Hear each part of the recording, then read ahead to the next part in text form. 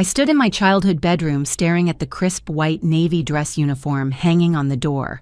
4 gold stars gleamed on each shoulder board. My phone buzzed with another text from Dad. "Still time to change into a real wedding dress. Don't embarrass yourself." My hands trembled as I touched the medals on my chest. 20 years of service, countless missions, and he still saw me as his disappointing daughter. Today at my wedding, everything would change. He just didn't know it yet. The morning sunlight filtered through the faded curtains of my childhood bedroom, casting shadows across the uniform that represented everything my father never wanted for me.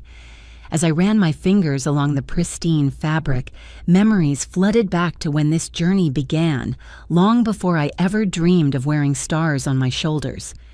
Growing up as Frank Miller's daughter meant living in a world built for boys. My father, a construction foreman who spent his days commanding crews of men, came home each evening to a house full of daughters. 3 of us, Amy, Jessica, and me. Chastity, the youngest. You could see the disappointment settle into the lines of his face whenever he looked at us, especially during those moments when other fathers talked about teaching their sons to throw footballs or fix engines. I tried harder than my sisters to bridge that gap. While Amy played with dolls and Jessica practiced piano, I begged Dad to let me hand him tools while he worked on his truck. I joined every sports team our school offered: softball, basketball, track. I pushed myself to be captain of each one, thinking that maybe if I brought home enough trophies, he'd look at me the way he looked at his buddies' sons. "Nice game today, kiddo," he'd say, barely glancing at another first-place medal. "But remember, sports won't matter when you're married. Better to focus on skills that'll help you keep a good home." My report cards were flawless. Straight A's every semester, honor roll, National Honor Society. I'd spread them out on the kitchen table, waiting for him to come home, hoping this time would be different. Smart girls intimidate boys. He'd warned folding the papers without really looking. Don't want to end up alone because you were too focused on being clever. The summer after my 18th birthday changed everything. While my classmates prepared for college orientations and dorm shopping, I made a decision that would shatter the fragile peace in our household. Without telling anyone, I walked into the Navy recruitment office on Main Street and signed my name on the dotted line. For 3 weeks, I kept the secret locked inside, going through the motions of family dinners and helping Mom with laundry, while my future waited in sealed documents hidden beneath my mattress. The weight of that choice pressed against my chest every time Dad talked about Amy's engagement or Jessica's acceptance to the local community college. The truth came out on a humid Thursday evening. Mrs. Patterson from 2 houses down had seen me leaving the recruitment office during my final paperwork appointment. Small towns never could keep secrets, and she wasted no time sharing this particular gossip with her book club, which included my mother's sister. I was setting the table for dinner when Dad burst through the front door, his face the color of overripe tomatoes. Mom followed behind him, wringing her hands, while Amy and Jessica peered around the corner from the living room. "What's this I hear about you joining the military?" His voice shook the pictures on the wall. I straightened my shoulders, meeting his glare. "It's true. I leave for basic training in 2 weeks." The silence that followed felt like the pause before a thunderstorm. Then the explosion came. "Have you lost your mind throwing your life away to play soldier? That's the most selfish, stupid decision you could make." His fist slammed onto the dining table, making the plates jump. "It's my life, Dad, my choice." "Your choice. You're just a girl. The military is no place for you. What about marriage, children? A real future?" "This is my real future." The words hung between us like a challenge. His jaw clenched and unclenched as he processed my defiance. Without another word, he turned and stalked to his bedroom, slamming the door with enough force to rattle the windows. That was the last time he spoke to me for 6 months. The 2 weeks before I left passed in a fog of hostile silence. Dad would leave for work before I woke up and come home after I'd gone to bed. If we accidentally crossed paths, he'd look through me as if I were invisible. Mom tried to play peacemaker, leaving little notes under my door with Bible verses about forgiveness, but she never stood up to him directly. My sisters followed his lead with the cruelty that only siblings can perfect. Amy engaged to her high school sweetheart, and deepen wedding planning made pointed comments about how some people were too selfish to think about family. Jessica, always desperate for Dad's approval, parroted his words about women knowing their place. On my last morning home, I dragged my single duffel bag down the stairs at 4 a.m, planning to catch the early bus to the processing station alone. But when I reached the kitchen, Mom stood there in her threadbare bathrobe, a cup of coffee in her hands, and tears in her eyes. "I packed you some sandwiches," she whispered, handing me a brown paper bag. "And there's something else." She pressed an envelope into my palm. Inside were 5 $100 bills and a note in her shaky handwriting, "Make me proud." We stood there in the pre-dawn darkness, two women caught between love and loyalty. She pulled me into a fierce hug, her tears dampening my shoulder. "He's wrong about you," she breathed into my ear. "But he's too stubborn to see it.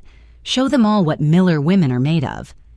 The front door clicked shut behind me with a finality that echoed in my bones. As the bus pulled away from everything I'd known, I watched my childhood home shrink in the distance. Through the living room window, I caught a glimpse of a silhouette. Dad standing behind the curtain, watching me leave. He might have been too proud to say goodbye, but he couldn't help watching his youngest daughter disappear into a future he couldn't control. That image burned itself into my memory, a reminder that sometimes love comes wrapped in disappointment and fear. Basic training waited for me with its promises of transformation. I didn't know then that I was embarking on a journey that would take me from that broken foundation to heights no one in my family could imagine. All I knew was that I was finally free to prove what I'd always known deep in my core. I wasn't just Frank Miller's disappointing daughter. I was Chastity Miller, and I was going to show the world what that meant. Boot camp at Naval Station. Great Lakes transformed me in ways I never anticipated.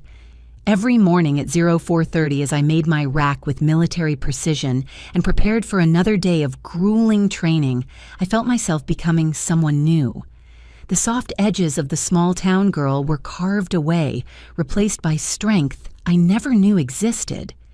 My division commander, Petty Officer Martinez, pushed us beyond our limits daily. While other recruits struggled and complained, I thrived. The physical challenges that broke some people down only made me hunger for more. I finished every run at the front of the pack, completed every evolution with determination that surprised even myself. "Miller, you've got something special," Martinez told me after a particularly brutal combat fitness test. "Keep pushing like this and doors will open for you in this Navy." 8 weeks flew by in a blur of marching classes and weapons training. When graduation day arrived, I scanned the crowd of families, knowing mine wouldn't be there, but hoping anyway. As my division performed our final pass in review, I held my head high, letting pride fill the empty space where family support should have been. My first leave came with 10 days of freedom and a bus ticket home. Part of me wanted to skip Iowa entirely, maybe visit Chicago or see the ocean for the first time. But Mom's letters had been arriving weekly, filled with careful updates about everything except what mattered most. I needed to try one more time to bridge the chasm between Dad and me. The cornfields of home looked exactly the same as I remembered, but I felt like a stranger passing through a previous life. My dress blues hung perfectly pressed in a garment bag, medals aligned precisely on the chest. I'd earned expert marksman badges and been selected for advanced training programs. Maybe seeing his daughter in uniform would finally make Dad understand. Mom nearly dropped her coffee cup when I walked through the front door. She pulled me into an embrace that smelled of vanilla extract and laundry soap, examining every inch of me as if I might have been replaced by someone else. "You look so different," she murmured, touching the sleeve of my uniform. "Stronger. Where is everyone?" Her smile faltered slightly. "Your father's at work. The girls are coming for dinner tonight. He said he wants to have a special welcome home meal." Something in her tone set off warning bells, but I pushed the unease aside. Maybe 6 months of silence had given him time to accept my choice. Maybe we could finally move forward as a family. The afternoon passed quietly as I helped Mom prepare her famous pot roast and apple pie. She asked careful questions about training, marveling at stories of obstacle courses and firefighting drills. We worked side by side in comfortable rhythm until the sound of Dad's truck in the driveway made us both freeze. He walked in without looking at me, hanging his hard hat on the usual hook and washing his hands at the kitchen sink. The familiar routine felt surreal after months of military precision and purpose. "Chastity home," Mom announced unnecessarily. "I can see that," he replied, finally turning to face me. His eyes swept over my uniform with an expression I couldn't read. "Better change into something appropriate for dinner. We're having company." Before I could respond, car doors slammed outside. Amy entered first her engagement ring, catching the light as she waved dismissively at my uniform. Jessica followed arm in arm with her boyfriend, both of them exchanging meaningful glances. Then came someone unexpected. Tom Garrison walked into my childhood home like he owned it, his freshly divorced status apparently making him the evening's guest of honor. He was 35, worked at the bank, and had a son from his failed marriage. Most importantly, he was exactly the kind of steady, boring man my father considered suitable husband material. "You remember Tom," Dad said, clapping him on the shoulder. "His divorce was finalized last month. Thought it would be nice for you two to catch up." The pieces clicked into place with sickening clarity. This wasn't a welcome home dinner. This was an ambush. We sat around the dining table in assigned seats that felt like chess positions. Dad placed Tom directly across from me, while my sisters flanked us like guards. Mom served dinner with shaking hands, her eyes apologizing for something she couldn't prevent. "So Chastity." Tom began cutting into his pot roast with self-important precision. "Your dad tells me you've been playing sailor. Must be quite an adventure." "I'm serving my country," I corrected, keeping my voice level. "Just graduated from basic training with honors." He chuckled, the sound grating against my nerves. "Well, sure. Good to get that out of your system while you're young. Frank and I were discussing your future, actually." My fork stopped halfway to my mouth. "My future?" Dad leaned forward, his expression triumphant. "Tom's looking for someone sensible to help raise his boy, someone who understands responsibility. I told him you'd be finishing up this Navy nonsense soon." The room tilted slightly as rage built in my chest. Around me, my family continued eating as if this were perfectly normal dinner conversation, as if my life were community property to be distributed at their discretion. In fact, Tom continued, apparently oblivious to the danger in my silence. "Frank suggested you could be discharged for family hardship. Taking care of a child would certainly qualify. We could have you back home and settled within a few months." "The military is no place for women anyway," he added with a patronizing smile. "All that aggressive training, living with strange men. It's not natural. You need a stable home, a family to care for." Something inside me snapped with an almost audible crack. I stood slowly placing my napkin beside my plate with deliberate calm. "Let me make something very clear."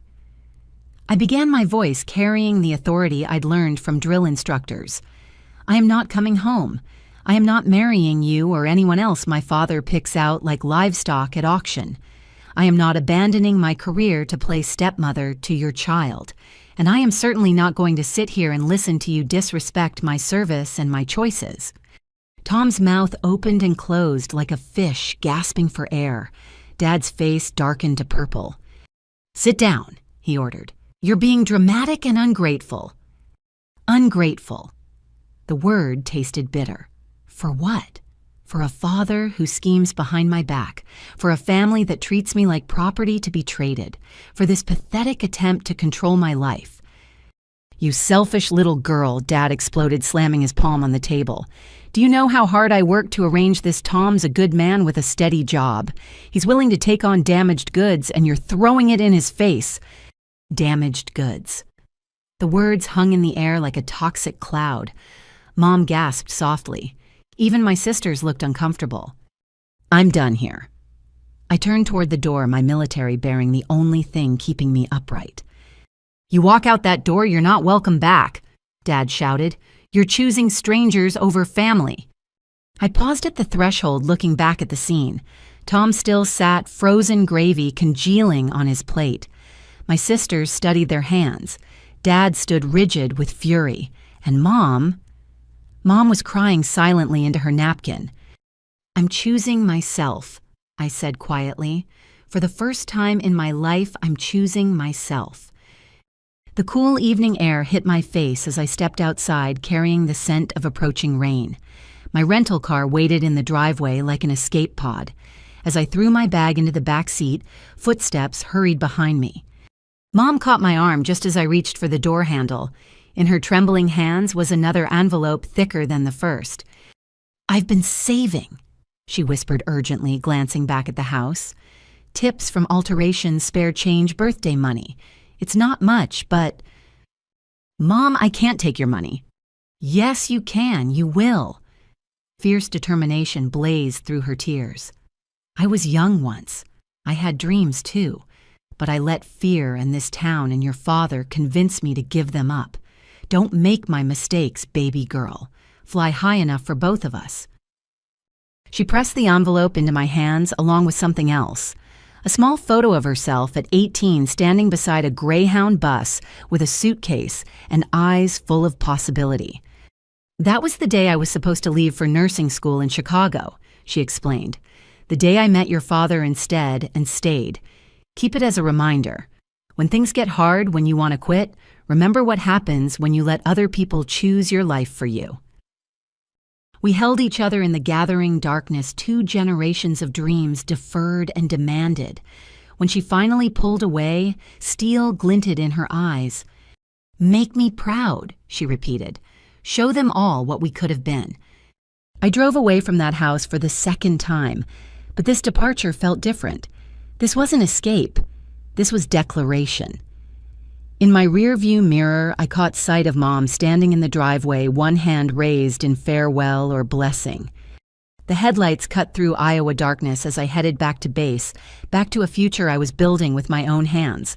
Tom Garrison and his convenient proposals could rot.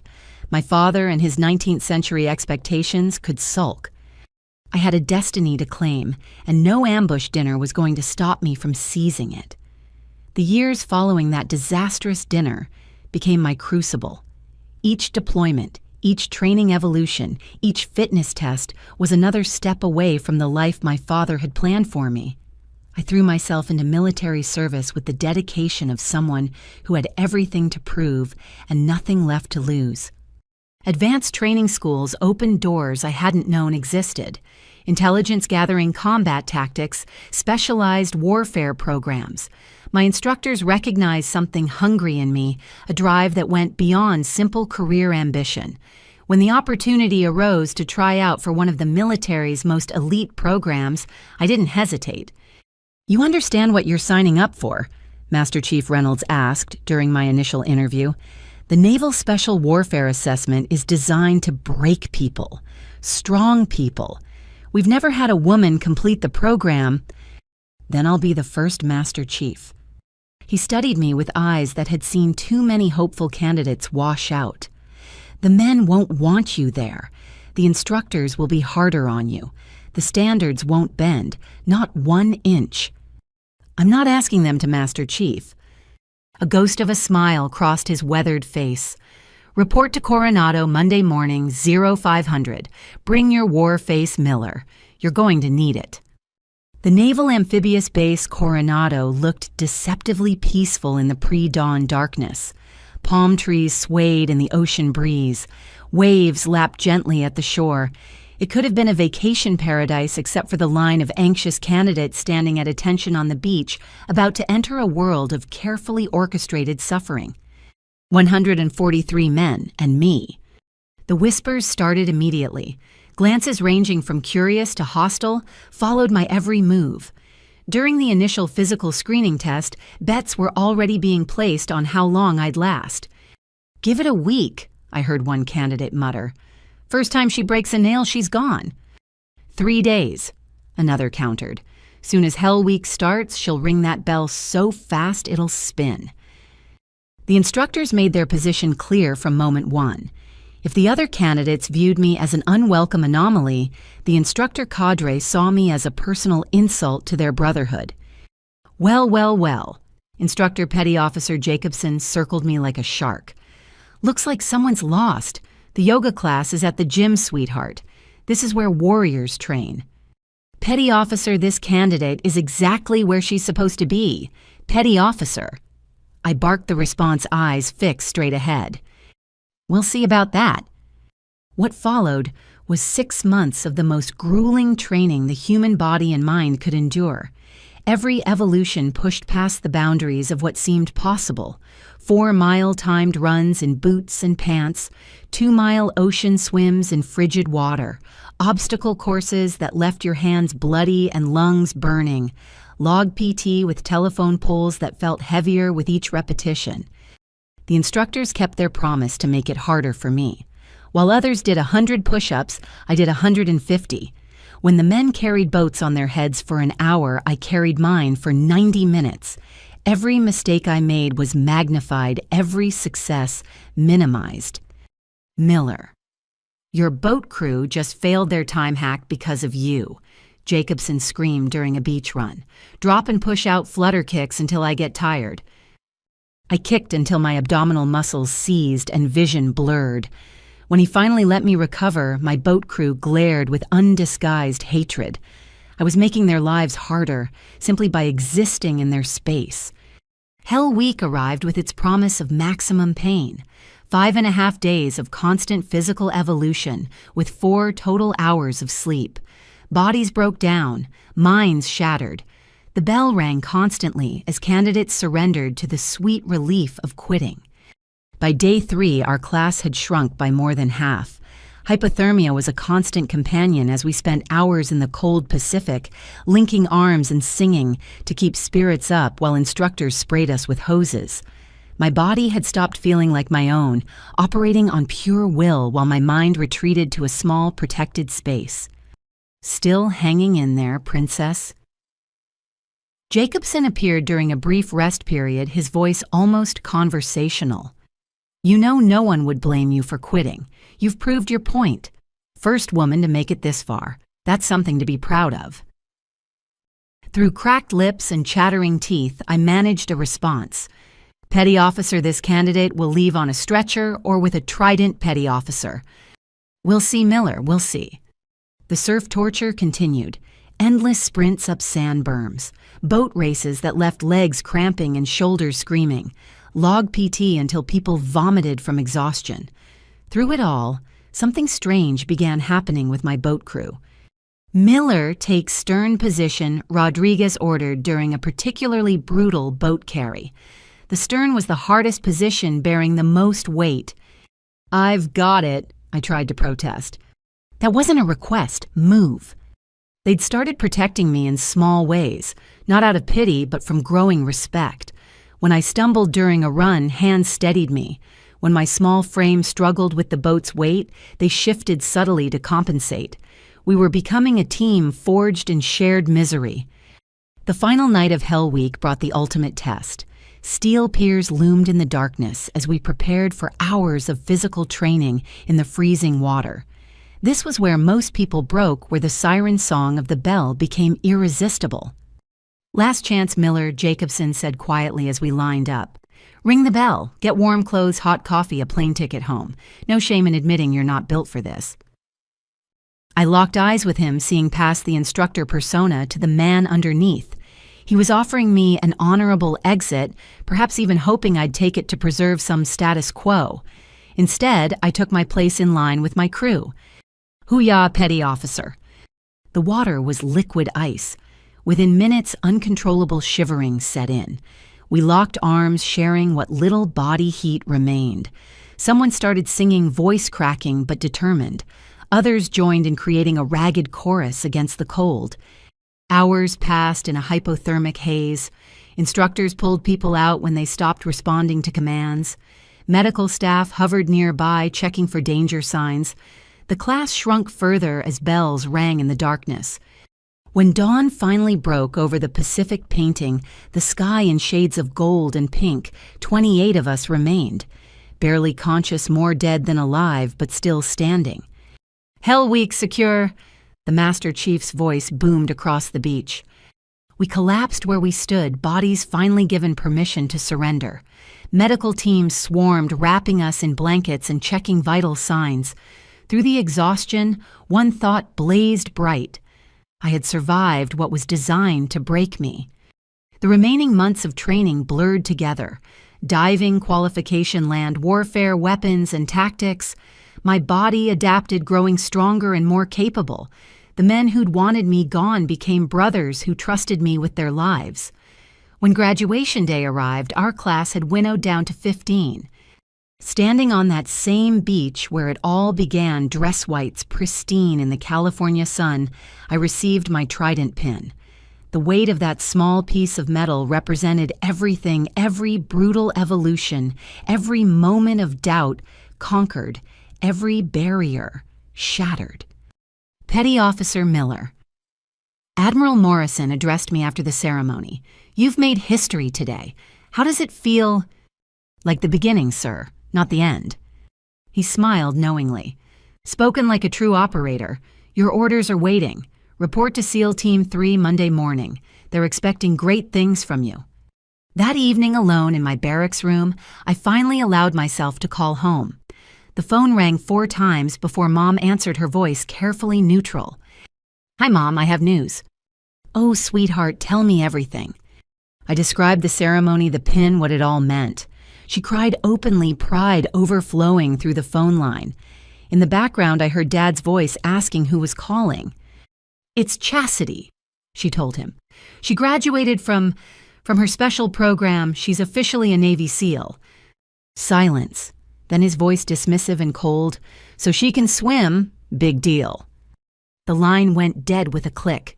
He'd hung up on me, reducing 6 months of hell to a dismissive sentence. I stared at the phone, waiting for the hurt to hit. Instead, I felt only resolve crystallizing into something harder than diamonds. If my father couldn't see what I'd become, that was his loss. I had a team now, brothers, who'd bled beside me. I had a purpose that went beyond seeking anyone's approval. Setting the phone aside, I polished my new trident until it gleamed.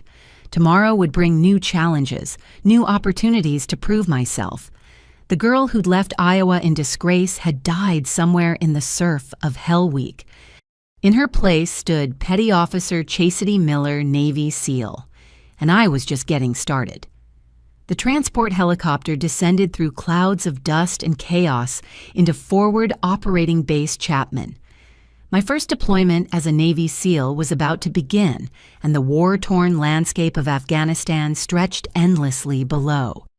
Mountains that had swallowed empires whole waited with their ancient indifference to our presence. 30 seconds, the crew chief shouted over the rotor noise. I checked my gear one final time, rifle secure plates fitted correctly in my carrier. Around me, my team prepared with practiced efficiency. They'd stopped seeing me as the female SEAL months ago. Now I was simply Miller, their point person trusted with walking first into the unknown. Chief Petty Officer Walsh, our team leader, caught my eye. "You good?" "Always, Chief." The bird touched down in a storm of dust, and we moved out weapons at the ready. FOB Chapman was a maze of concrete barriers, guard towers, and tactical operations centers. The smell hit immediately diesel fuel burn pits and that particular mixture of dust and sweat that defined deployment life. Our mission set was direct action raids against high-value targets. Night after night, we launched into darkness, hunting those who would harm innocents. The intelligence briefings painted clear pictures: bomb makers, facilitators, commanders who sent children to die with explosives strapped to their chests. 3 months in, everything changed. "We have 12 aid workers taken hostage," Commander Bryant announced during a midnight briefing. "International medical team grabbed from their convoy yesterday. Intel suggests they're being held here." He pointed to a compound nestled in a valley 20 miles north. The satellite imagery showed a fortress of mud walls and defensive positions. Getting in would be hard. Getting out with 12 civilians would be harder. "Miller, you're on point," Walsh decided. Rodriguez, you've got rear security with the new guy. We go in quiet violence of action only when necessary. Those aid workers come home. We inserted by helicopter 3 miles from target, moving through terrain that seemed designed to break ankles and destroy noise discipline. Every shadow could hide a sentry.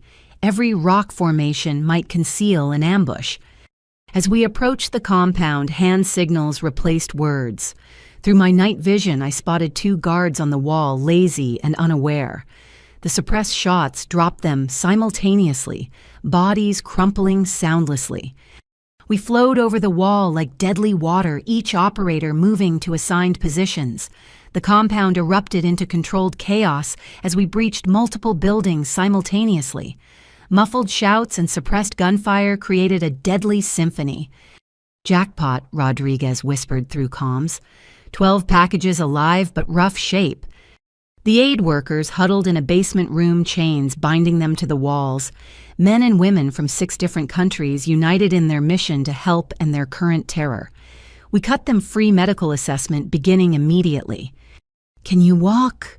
I asked a young doctor whose eyes held the hollow look of prolonged fear. I think so. Are you really American military?"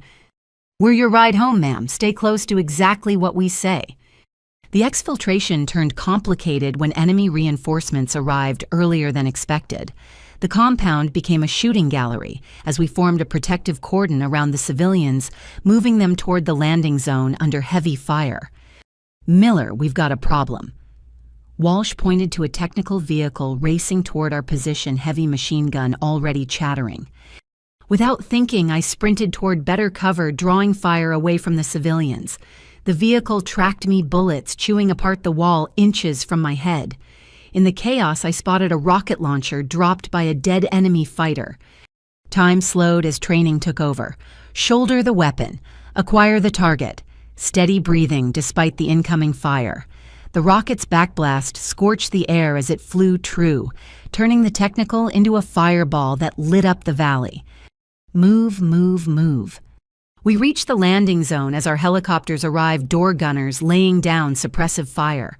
Loading 12 civilians while maintaining security tested every skill we'd developed. The doctor I'd spoken to grabbed my hand as she boarded. "Thank you," she shouted over the rotor noise. "We thought we were going to die."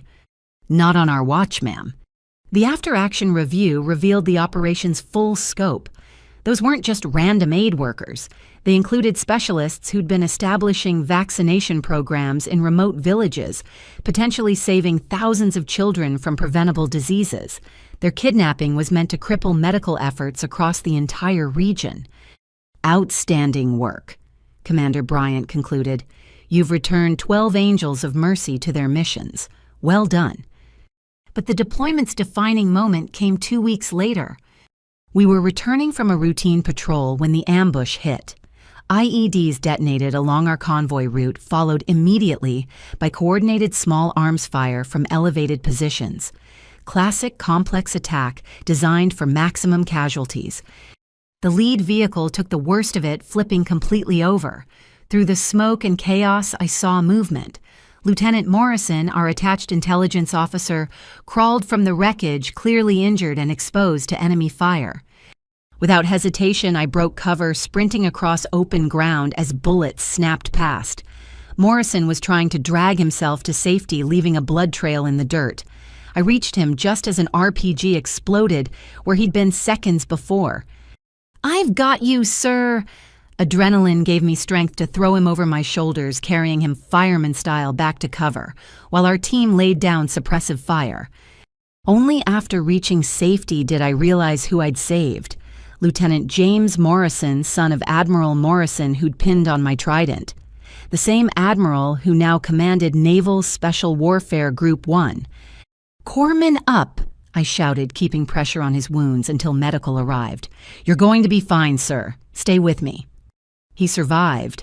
More than survived, he recovered fully and returned to duty. The incident report crossed his father's desk, leading to a conversation that would alter my career trajectory. "Petty Officer Miller." Admiral Morrison's voice came through the satellite phone. "My son owes you his life." Just doing my job, Admiral. No, you went above and beyond. I've been watching your career since graduation. You consistently exceed every standard take on the hardest missions and bring everyone home. It's time we discussed your future. What followed were rapid promotions based on merit and combat performance, from E5 to E6 to Chief Petty Officer in record time. Each advancement came with harder missions, more responsibility, greater trust from command. Syria brought new challenges: urban warfare against an enemy that hid among civilians. Lebanon revealed networks we dismantled with surgical precision. Somalia tested our ability to operate in failed states. Through it all, my reputation grew. You know what they're calling you? Rodriguez mentioned after a particularly successful operation: the Ghost. Enemy fighters think you're not real, just a story to scare them. The medals accumulated quietly. Actions in combat that saved lives, prevented disasters, protected the innocent. A silver star here, a bronze star with V device there. The Navy Cross came after an operation so classified, the citation simply read, "For extraordinary heroism in action against enemy forces." Each ribbon on my chest represented moments when everything hung in the balance. Split-second decisions that meant life or death for teammate civilians or myself. They were reminders of those who didn't come home, whose sacrifice made our successes possible. 5 years, 67 combat operations, hundreds of lives saved.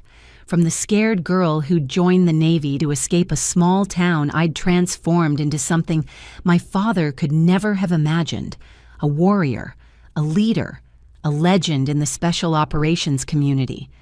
As I packed my gear for rotation home, Walsh found me in the team room. "You know Morrison's been fast-tracking you for something big, right?" he said.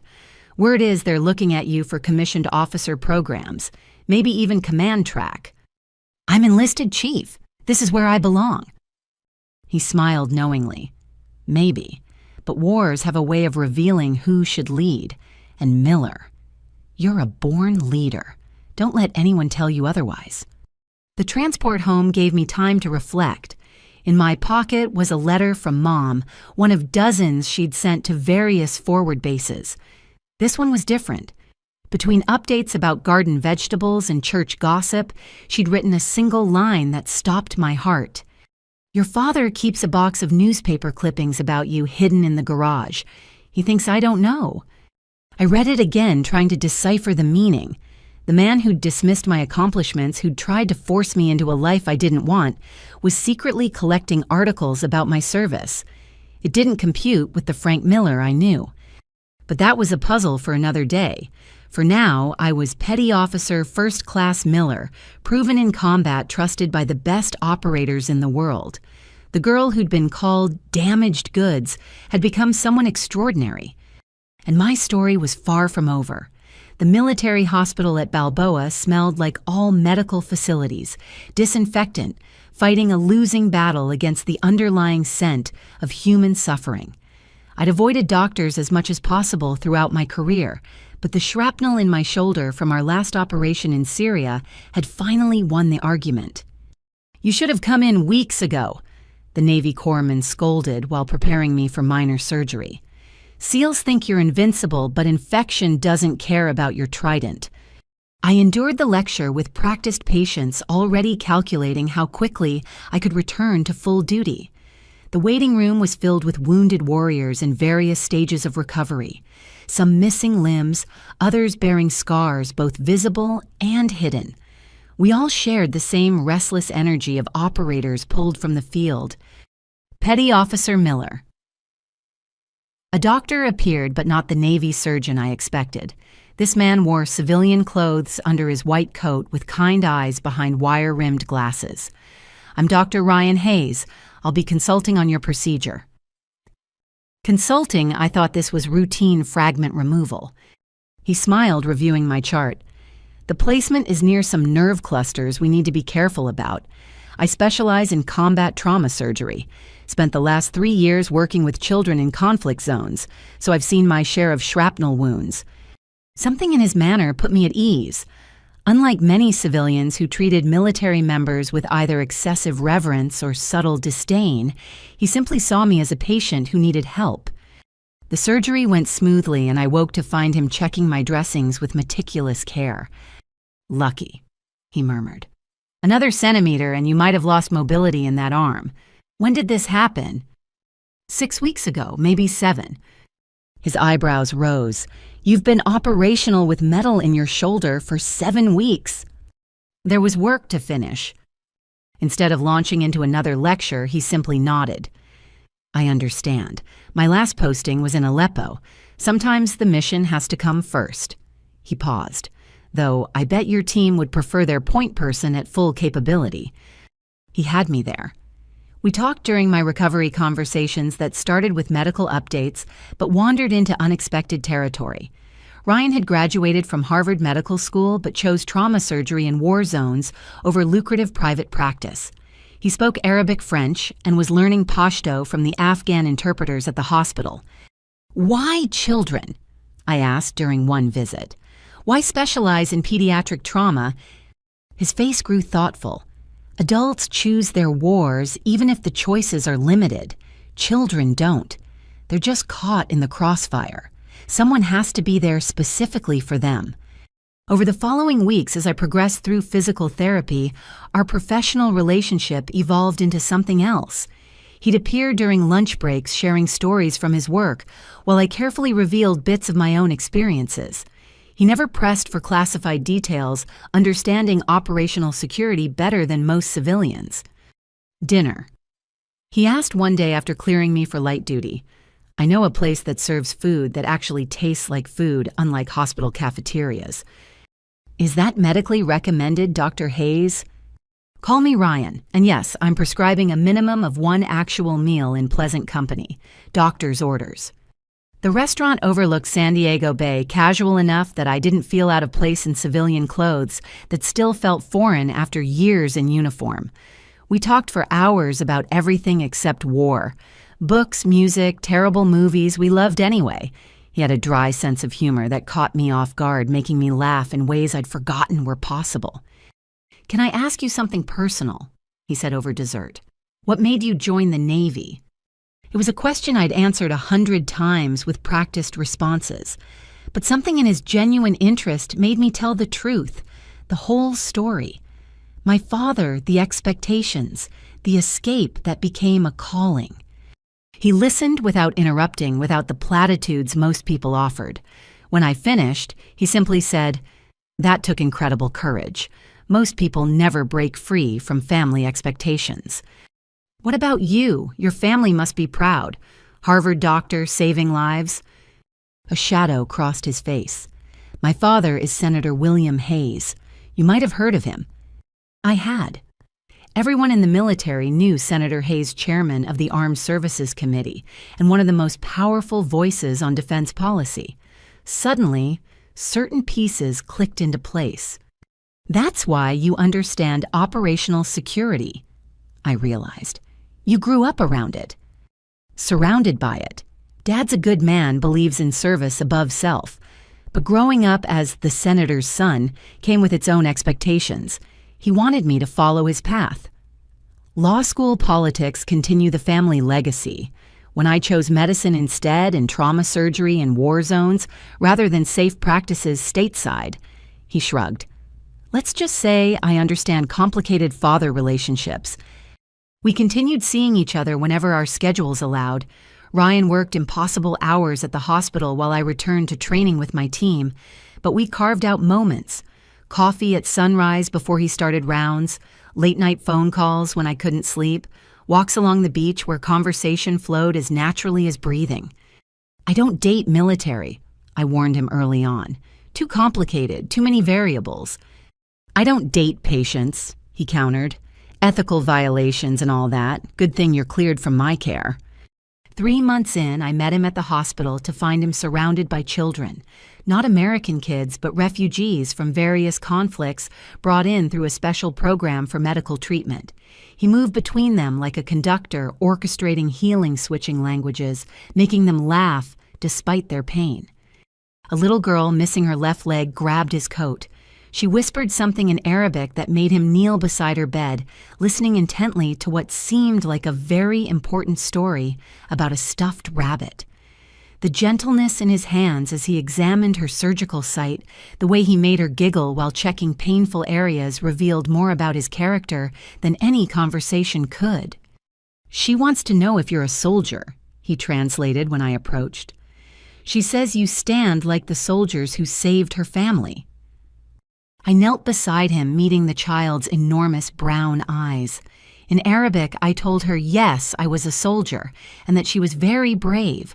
Her smile could have powered the entire hospital. "You speak Arabic." Ryan looked impressed. "You continue to surprise me." "Likewise, doctor, likewise." The relationship deepened without either of us making conscious decisions about it. He never asked me to be less than what I was, never suggested I find safer work or take easier assignments.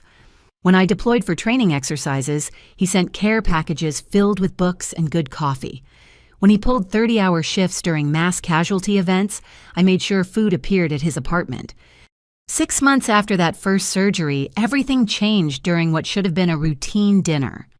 "My father wants to meet you," Ryan announced over pasta. I nearly choked on my wine. "The senator knows about me." He started asking questions when I mentioned I was seeing someone. Dad's former Navy, himself, intelligence community. He has ways of finding things out. Ryan looked apologetic. "He may have done a background check." "A background check. On me." The implications were staggering. What would a Senate background check reveal about a Navy SEAL with a classified service record? "He called me yesterday," Ryan continued. "Said, and I quote, 'Why didn't you tell me you were dating a decorated Navy SEAL?' He sounded impressed, which, knowing my father, is like anyone else doing cartwheels. 2 weeks later, I found myself at the Hayes family estate in Georgetown, wearing civilian clothes that felt like costume armor. Senator William Hayes stood 6'4" with silver hair and eyes that missed nothing. This was a man who'd served as a naval intelligence officer during the Cold War before entering politics. Petty Officer Miller, he greeted me formally, then surprised me by adding, or should I say, the ghost of Kandahar. My blood chilled. That operational nickname was classified beyond classified. "Sir," he smiled slightly. "Relax, petty officer. Your secrets are safe. But when my son starts dating someone, I do my due diligence.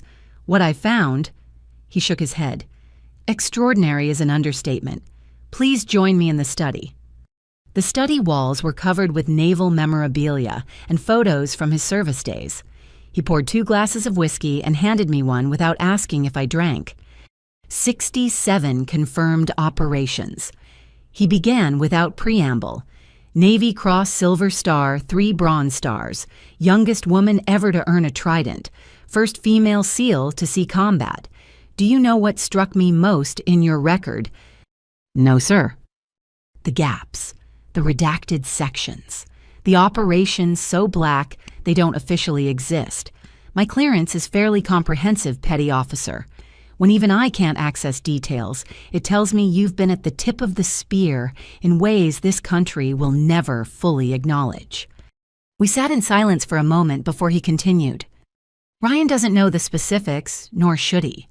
But I want you to know something. My son has chosen to heal in places where others wage war. He's seen humanity at its worst and still believes in making it better.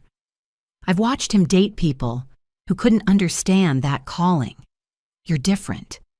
Sir, you understand service, sacrifice, the weight of secrets that can't be shared. You won't ask him to be less than he is, and God knows he won't ask that of you." He raised his glass. "To complicated callings and the people who understand them."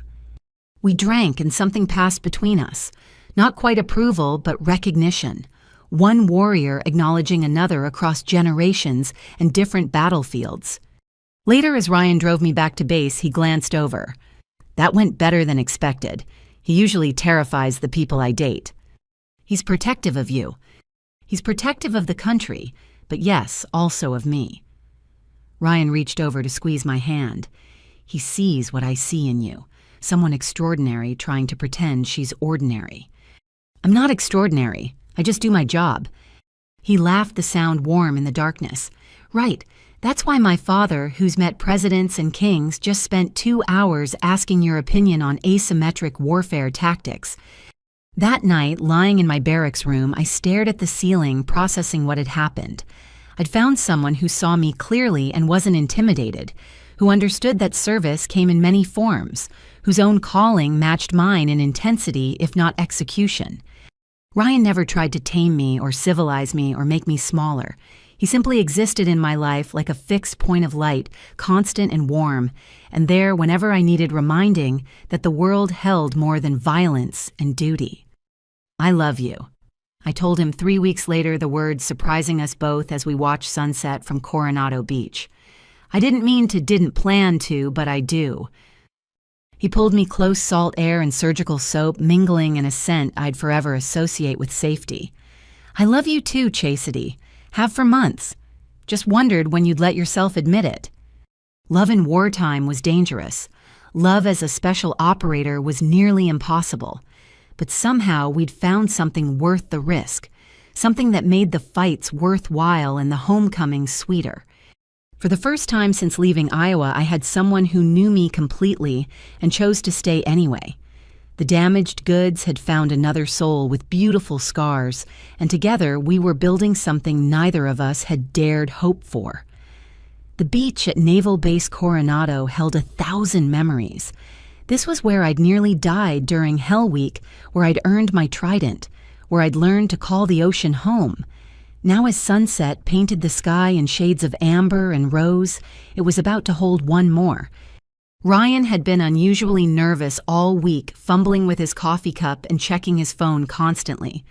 After 2 years together, I could read his moods like operational briefings. Something was definitely up. "Walk with me," he asked that evening, appearing at the team compound, still in his surgical scrubs. "Everything okay?" "Just walk with me." We strolled along the waterline waves, lapping at our feet. The beach was mostly empty, just a few runners and the ever-present security patrols. Ryan kept touching his pocket, a tell I'd noticed during our first months together. "Chastity," he began, then stopped. Started again. "I've practiced this 100 times. "Practiced what?" He turned to face me, fully backlit by the dying sun. "You know my work means everything to me. Those kids, the surgeries, the chance to heal what war breaks. For the longest time, I thought that was enough, that the work itself would fill all the spaces in my life." My heart began racing, recognizing the moment before he said the words. "Then I met you," he continued, voice steadier now, "and I realized I'd been living half a life. You understand duty in ways most people can't fathom. You've never asked me to choose between my calling and loving you because you know they're not in competition.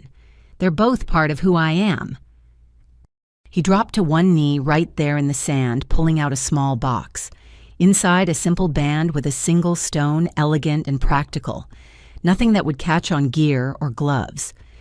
"Chastity Miller, warrior and woman keeper of my heart and guardian of more secrets than I'll ever know. Will you marry me?" The word yes came out as something between a laugh and a sob.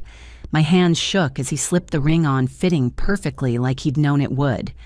We kissed as waves crashed around us, salt spray mixing with tears I hadn't realized were falling. "I want to do this right," I said against his lips. "White dress, military ceremony, the whole thing. My family—" "We'll invite them all," he assured me. "My father's already making lists, warning he might try to turn it into a state dinner." That night, I called home with news I'd never thought I'd share. Mom answered on the second ring, her voice bright with curiosity about my unusual evening call. "Mom, I'm engaged."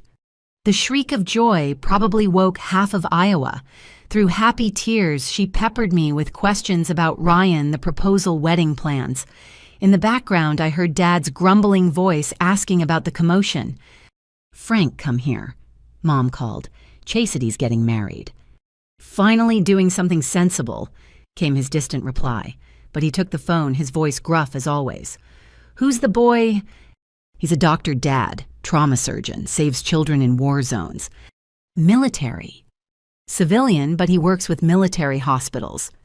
Silence stretched between us before he spoke again. You wearing a dress to this wedding? Actually, I'll be in my dress whites, military ceremony. Of course you are, he sighed. Still playing soldier instead of being a proper bride. The words stung less than they once would have. It's who I am, Dad. Well, we'll be there. Your mother would skin me alive if we missed it. But Chastity, consider wearing something appropriate, for once. After we hung up, I sat staring at my phone. 2 years of limited contact birthday cards and Christmas calls, but nothing had really changed.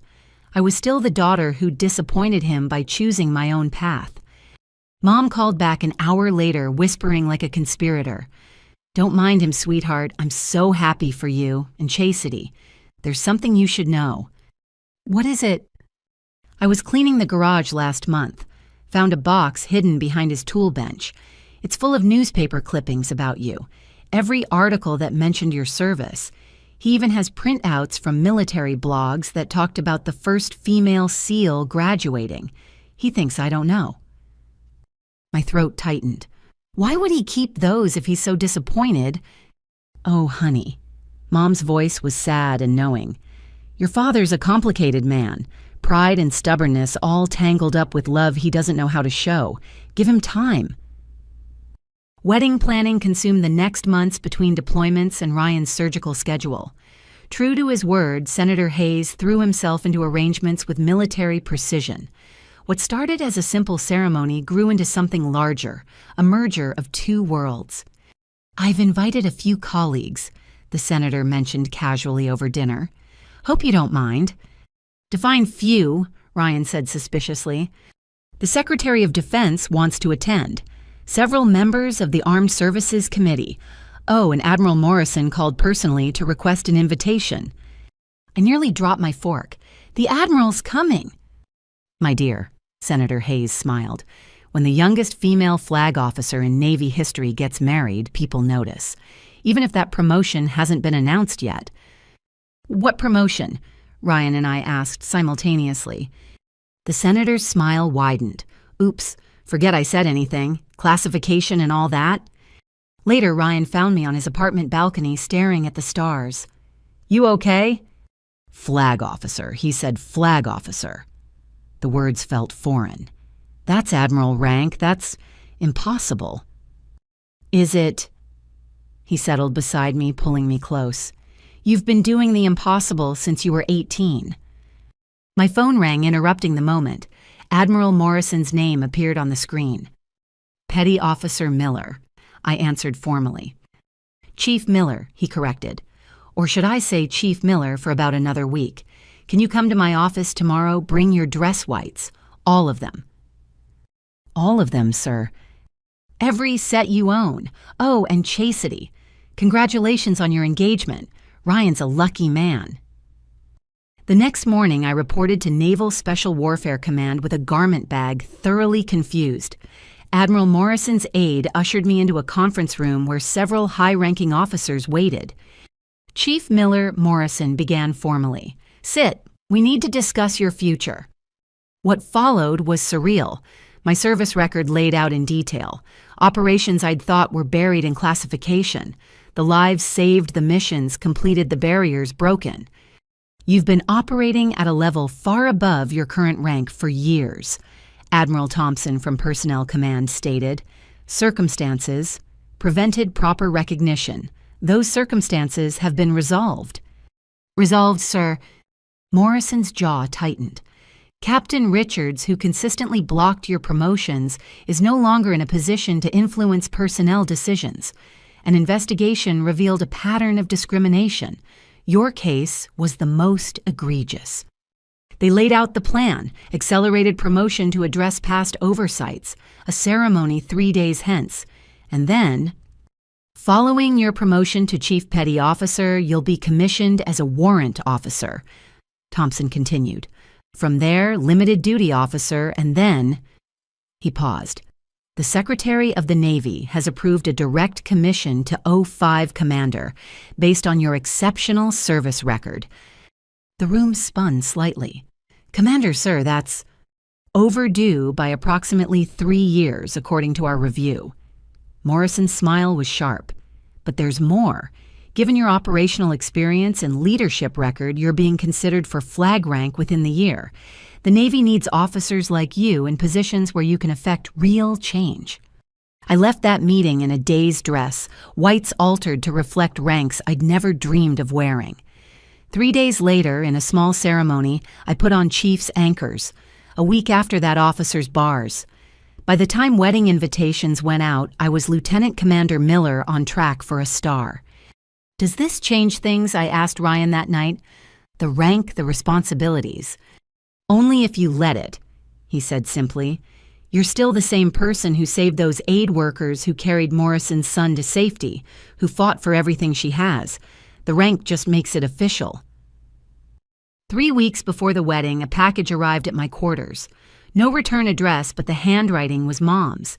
Inside, wrapped in tissue paper, was Dad's Navy service pin from Vietnam, the one he'd worn exactly once before being medically discharged.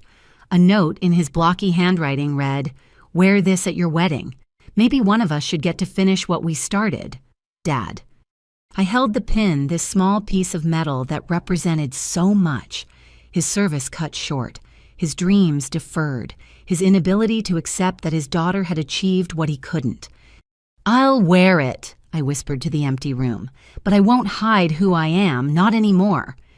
The wedding drew closer, guest lists growing as word spread through the special operations community. SEALs from multiple teams requested leave to attend. Marines I'd worked with in Syria, Army Special Forces who'd shared forward bases. What had started as a simple ceremony was becoming something else entirely.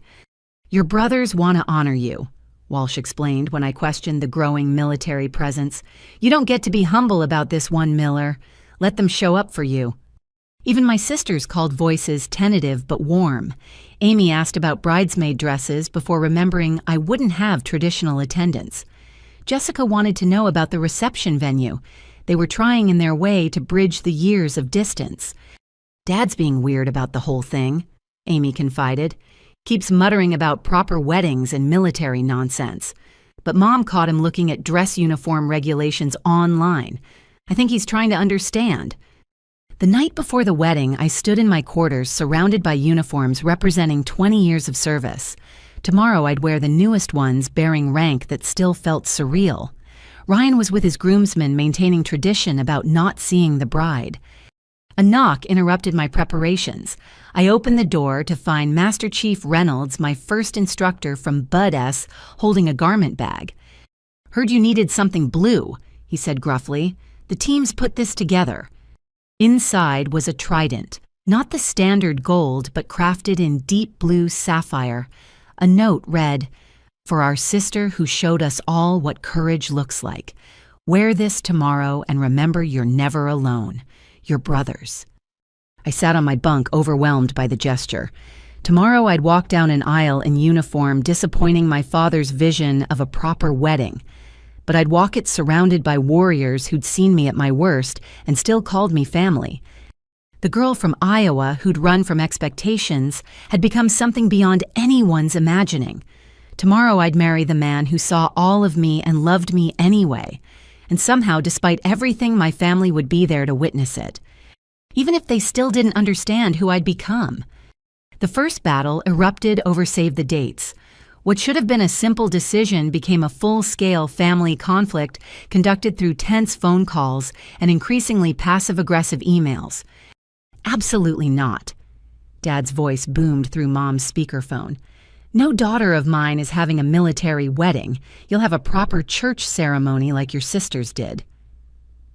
I gripped my coffee mug tighter, sitting in Ryan's apartment while he made breakfast. We'd put Mom on speaker, hoping for enthusiasm. Instead, we got Frank Miller's unchanging opposition. "Dad, I'm a naval officer. A military wedding is appropriate." "Appropriate," he snorted. "What's appropriate is a white dress, not some masculine uniform. What will people think?" "I don't care what people think." "Well, I do. I have to live in this town after you go back to playing war games." Ryan placed a calming hand on my shoulder, but I could see his jaw tightening. He'd witnessed these calls before, each one following the same pattern. Dad's disapproval, Mom's attempts to mediate my growing frustration. "It's not playing frank," Mom interjected quietly. "She served our country for 20 years. Don't start with me, Susan.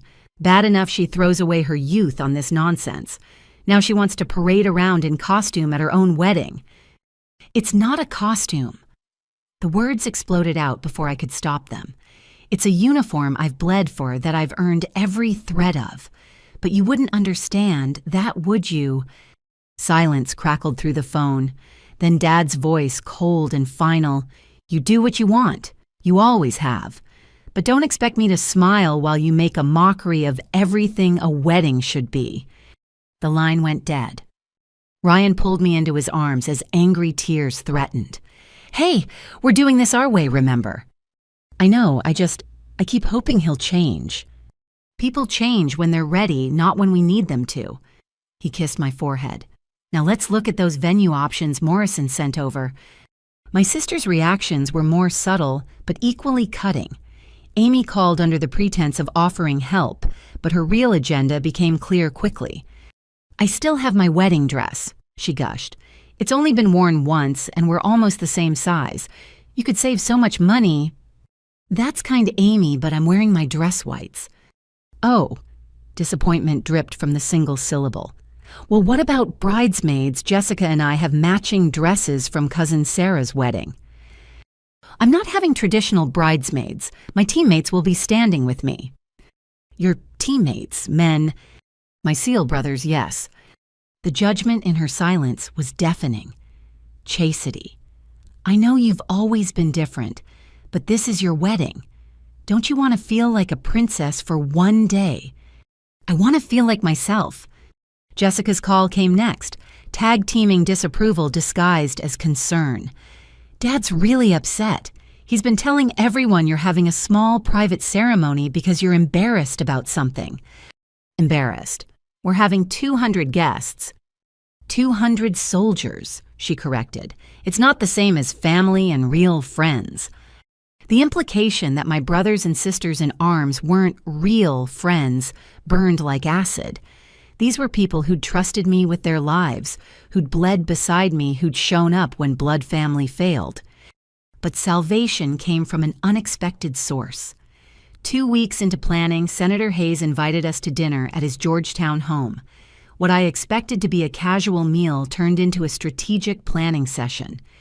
"I've been thinking about your wedding," he announced over appetizers.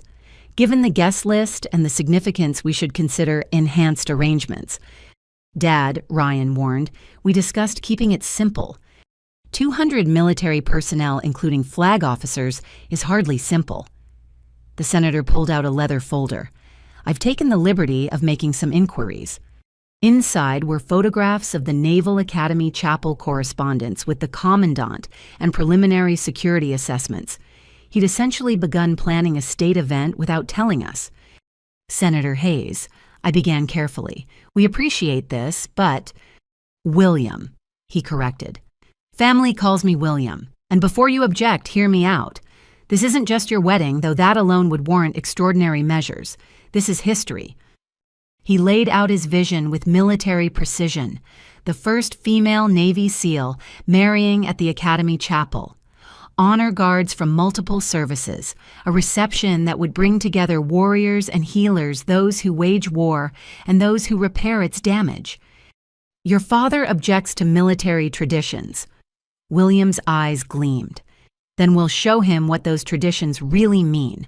Not costume play, but centuries of honor, sacrifice, and service crystallized into ceremony." Ryan groaned. "Dad, you're not using Chastity's wedding to make a political point." "Political?" William looked genuinely offended.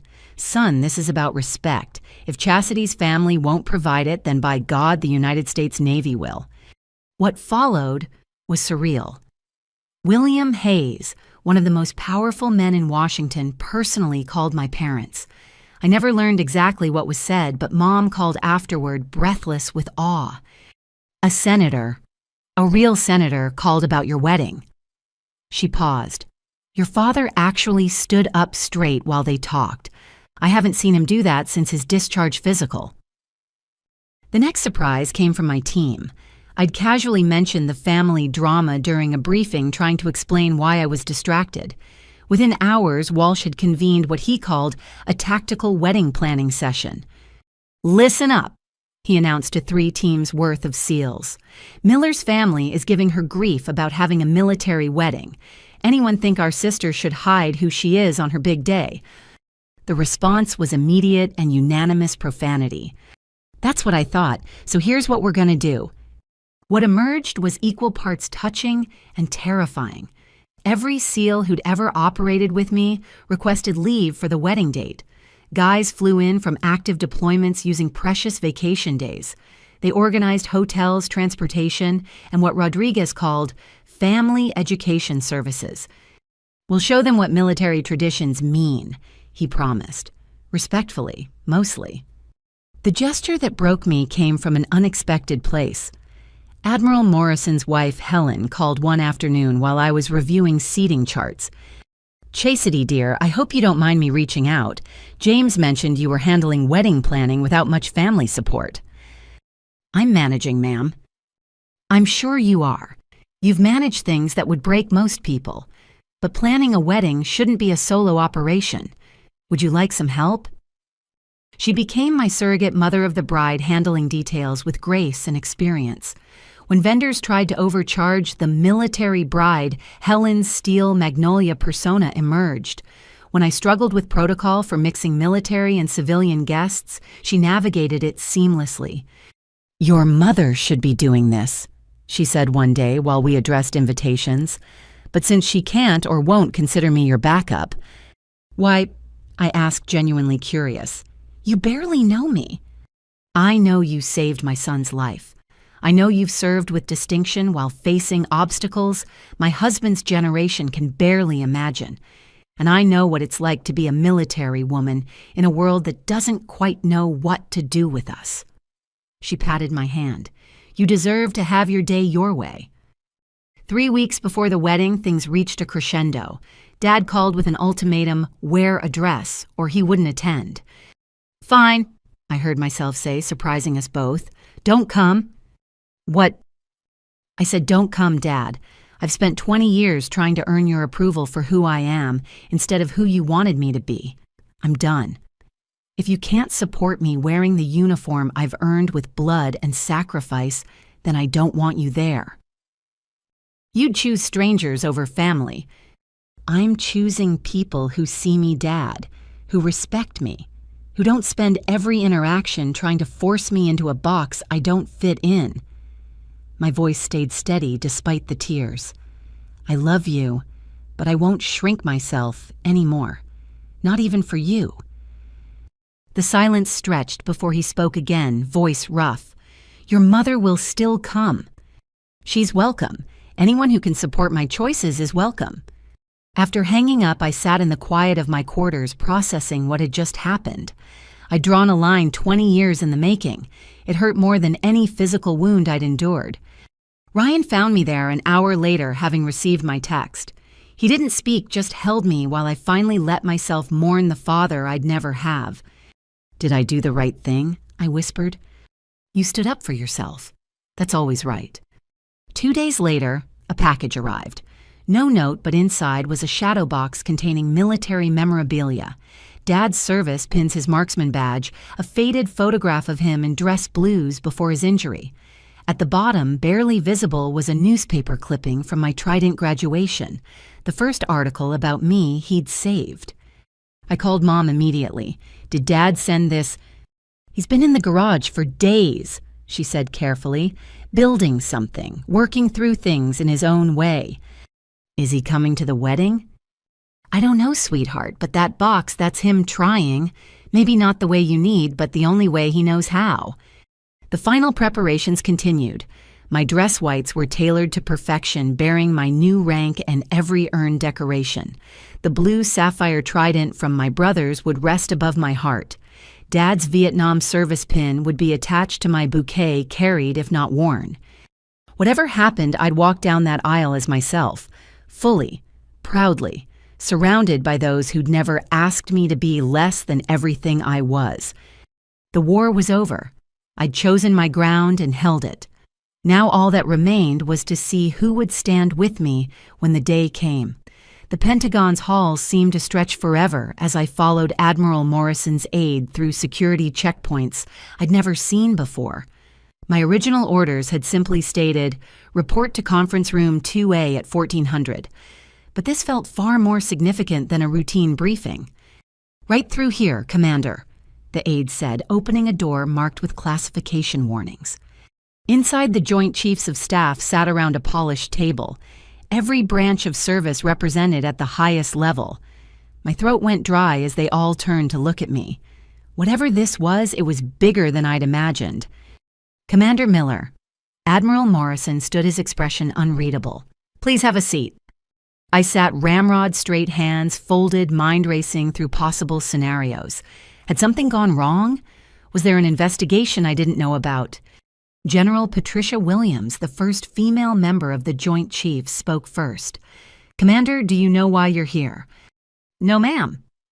"You're here because we failed you." Her words landed like artillery shells. "For 20 years, you've served with distinction. You've broken barriers, saved lives, led operations that textbooks will study for decades. And for most of that time, the system failed to recognize your contributions appropriately." Admiral Thompson from Personnel Command opened a thick folder. My service record, but thicker than I remembered. Much thicker. Captain Elijah Richards. He began the name, making my jaw clench.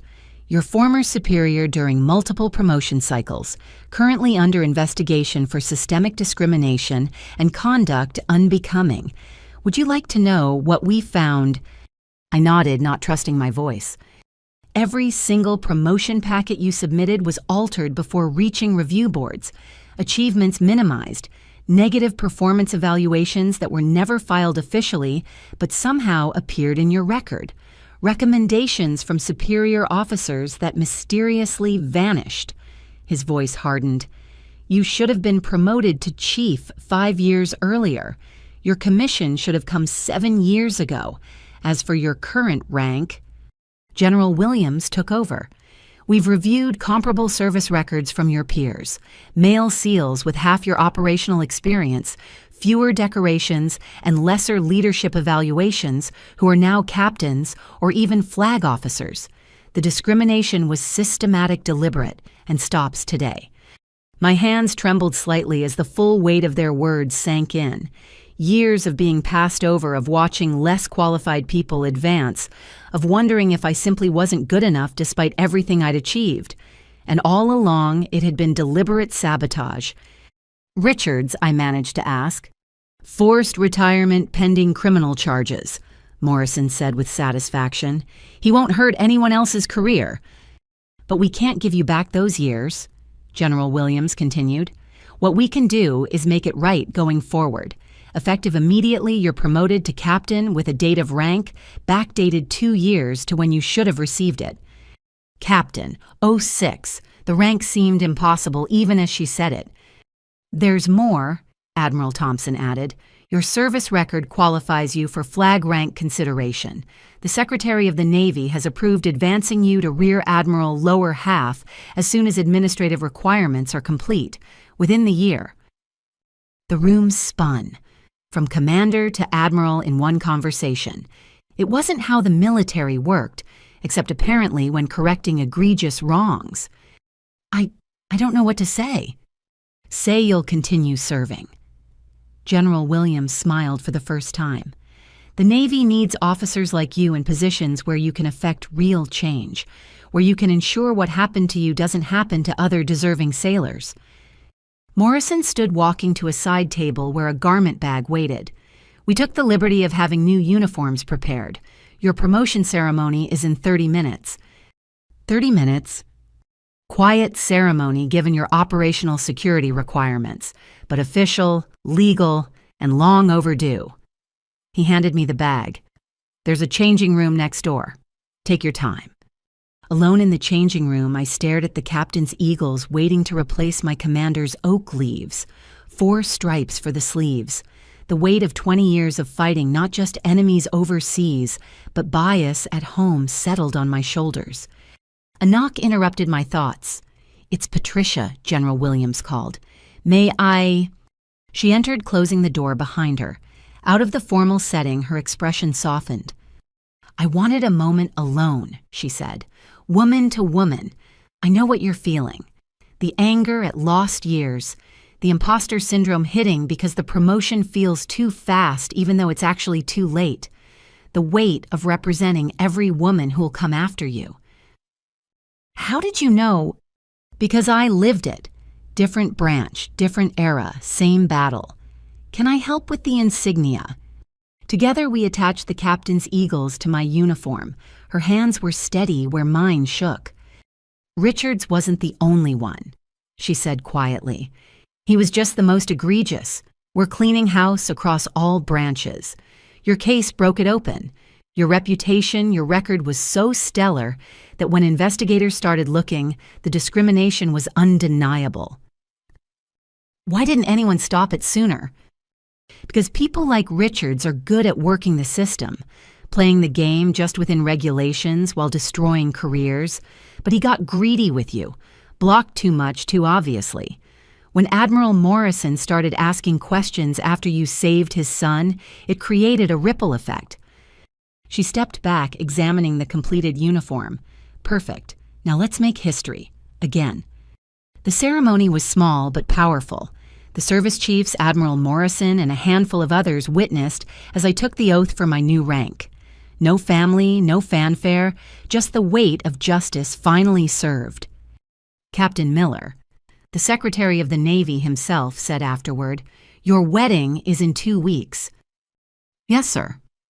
"Wear your new rank proudly. You've more than earned it." He paused. "And prepare yourself. Your story is going to inspire thousands of sailors, particularly women who've been told they can't or shouldn't." That evening, I sat in my car outside Ryan's hospital, trying to process everything. My phone buzzed with a text from Walsh. "Heard through the grapevine, Captain Miller. About damn time. The boys are buying drinks tonight." Ryan emerged from his shift, exhausted from a 15-hour surgery.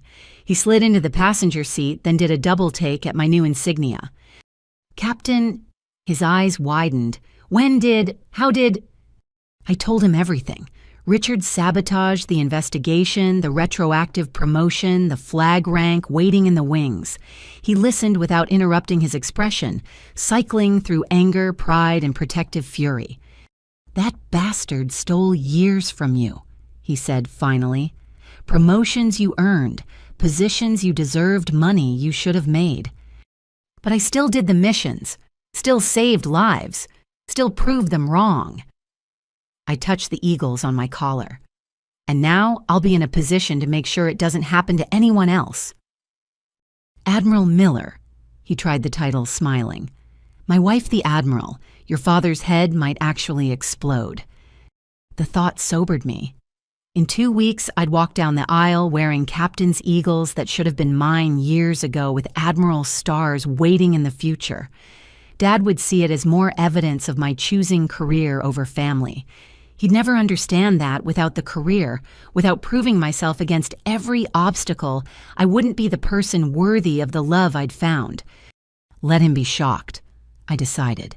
I'm done dimming my light to make others comfortable. 3 days later, another package arrived. This one was official Navy correspondence, but the contents were personal. Letters from female sailors across the fleet. Somehow word had leaked about my promotion and its circumstances. "Dear Captain Miller," one young petty officer wrote, "I've been fighting for recognition in my rate for 3 years. Knowing what you overcame gives me hope." "Ma'am," a chief wrote, "I've got 3 daughters. Because of officers like you, I can tell them the Navy will value their service." Letter after letter from women who'd faced their own Richards, their own blocked promotions, their own battles for recognition. They saw my victory as theirs, my rank as proof that the system could be forced to change. A knock on my quarters door interrupted my reading. Master Chief Reynolds stood outside the man who'd first trained me at Budus, who doubted me, then defended me. "Captain," he said formally, then broke into a rare smile. "Heard you're getting married in dress whites with proper rank finally showing." "Master Chief. Also heard your family's giving you static about it." He shifted uncomfortable with emotional territory. "My daughter just commissioned. Nurse Corps. She's got my stubbornness and her mother's brains. Thing is, I almost talked her out of joining." "Why?" "Because I'd seen how the Navy treated women. Didn't want her facing that." He met my eyes. "Then I watched you. Saw you take everything we threw at you and ask for more. Saw you prove every bias wrong through sheer will and competence. Made me realize I was part of the problem, assuming she couldn't instead of making sure she could." He reached into his pocket, pulling out a small box. "She wanted you to have this at your wedding. Says you're the reason she knew she could serve." Inside was a simple pin, first-generation military woman. His daughter's note read, "Because of you, I wasn't the only one. Tell her I'll wear it with pride." I managed through a tight throat. After he left, I sat surrounded by evidence of impact I'd never intended. Every barrier broken had cleared the path for others. Every promotion earned despite discrimination had proved it possible. The captain's eagles on my collar weren't just personal victory, but collective triumph. Ryan found me there hours later, still reading letters. He took in the scene, the scattered correspondence, the tears I hadn't bothered to hide. "You okay?" "They stole years from me," I said. "But maybe those years of fighting made this moment possible. If I'd been promoted on schedule, would anyone have investigated would Richard still be there blocking other women? Everything happens for a reason." He sat beside me, gathering letters gently. "No. Some things are just wrong, but we can make meaning from them. Create purpose from pain." I held up the letters. "These women see possibility because I survived impossibility. That matters." "Admiral Miller, philosopher of war," he teased gently. "Just Captain Miller for now." I corrected, then smiled. "But give me a year." The stolen promotions had been returned with interest. In 2 weeks, I'd stand at my wedding wearing rank that told the true story of my service. And somewhere in the crowd, my father would have to see his daughter, not as she could have been, but as she actually was. The Navy's first female SEAL, captain, soon to be admiral, and finally recognized for every mountain climbed and barrier broken along the way. Dawn broke gray and misty over Annapolis, painting the Naval Academy grounds in watercolor softness. I'd barely slept, but not from nerves. SEALs don't get nervous. We get ready. My quarters at the bachelor officers' quarters felt too quiet after years of team rooms and forward bases. On the desk sat 3 uniforms, my dress whites pristine and waiting, my working blues as backup, and the combat utilities I'd worn through 7 deployments folded with care I usually reserved for weapons maintenance. A soft knock broke the silence. "It's me." Mom's voice came through the door. I let her in, surprised she'd arrived so early. The ceremony wasn't for 6 hours. She carried a worn leather bag and looked smaller than I remembered, as if the years of mediating between Dad and me had physically diminished her. "Couldn't sleep either?" I asked. Not a wink. She set the bag on my desk, hands trembling slightly. I brought something, several somethings actually. The first item she withdrew made my breath catch. Dad's Navy photographs from Vietnam, ones I'd never seen. Young Frank Miller in dress blues, proud and strong before the training accident that ended his career 3 months into service.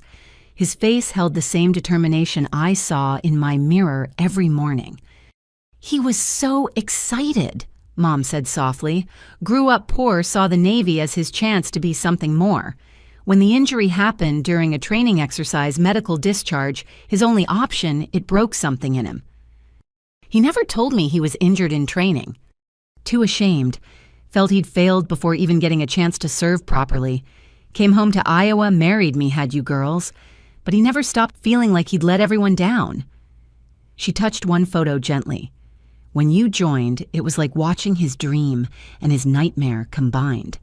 Pride that you'd picked up where he left off, terror that you'd fail like he did, or worse, that you'd succeed where he couldn't. The next items were his service documents.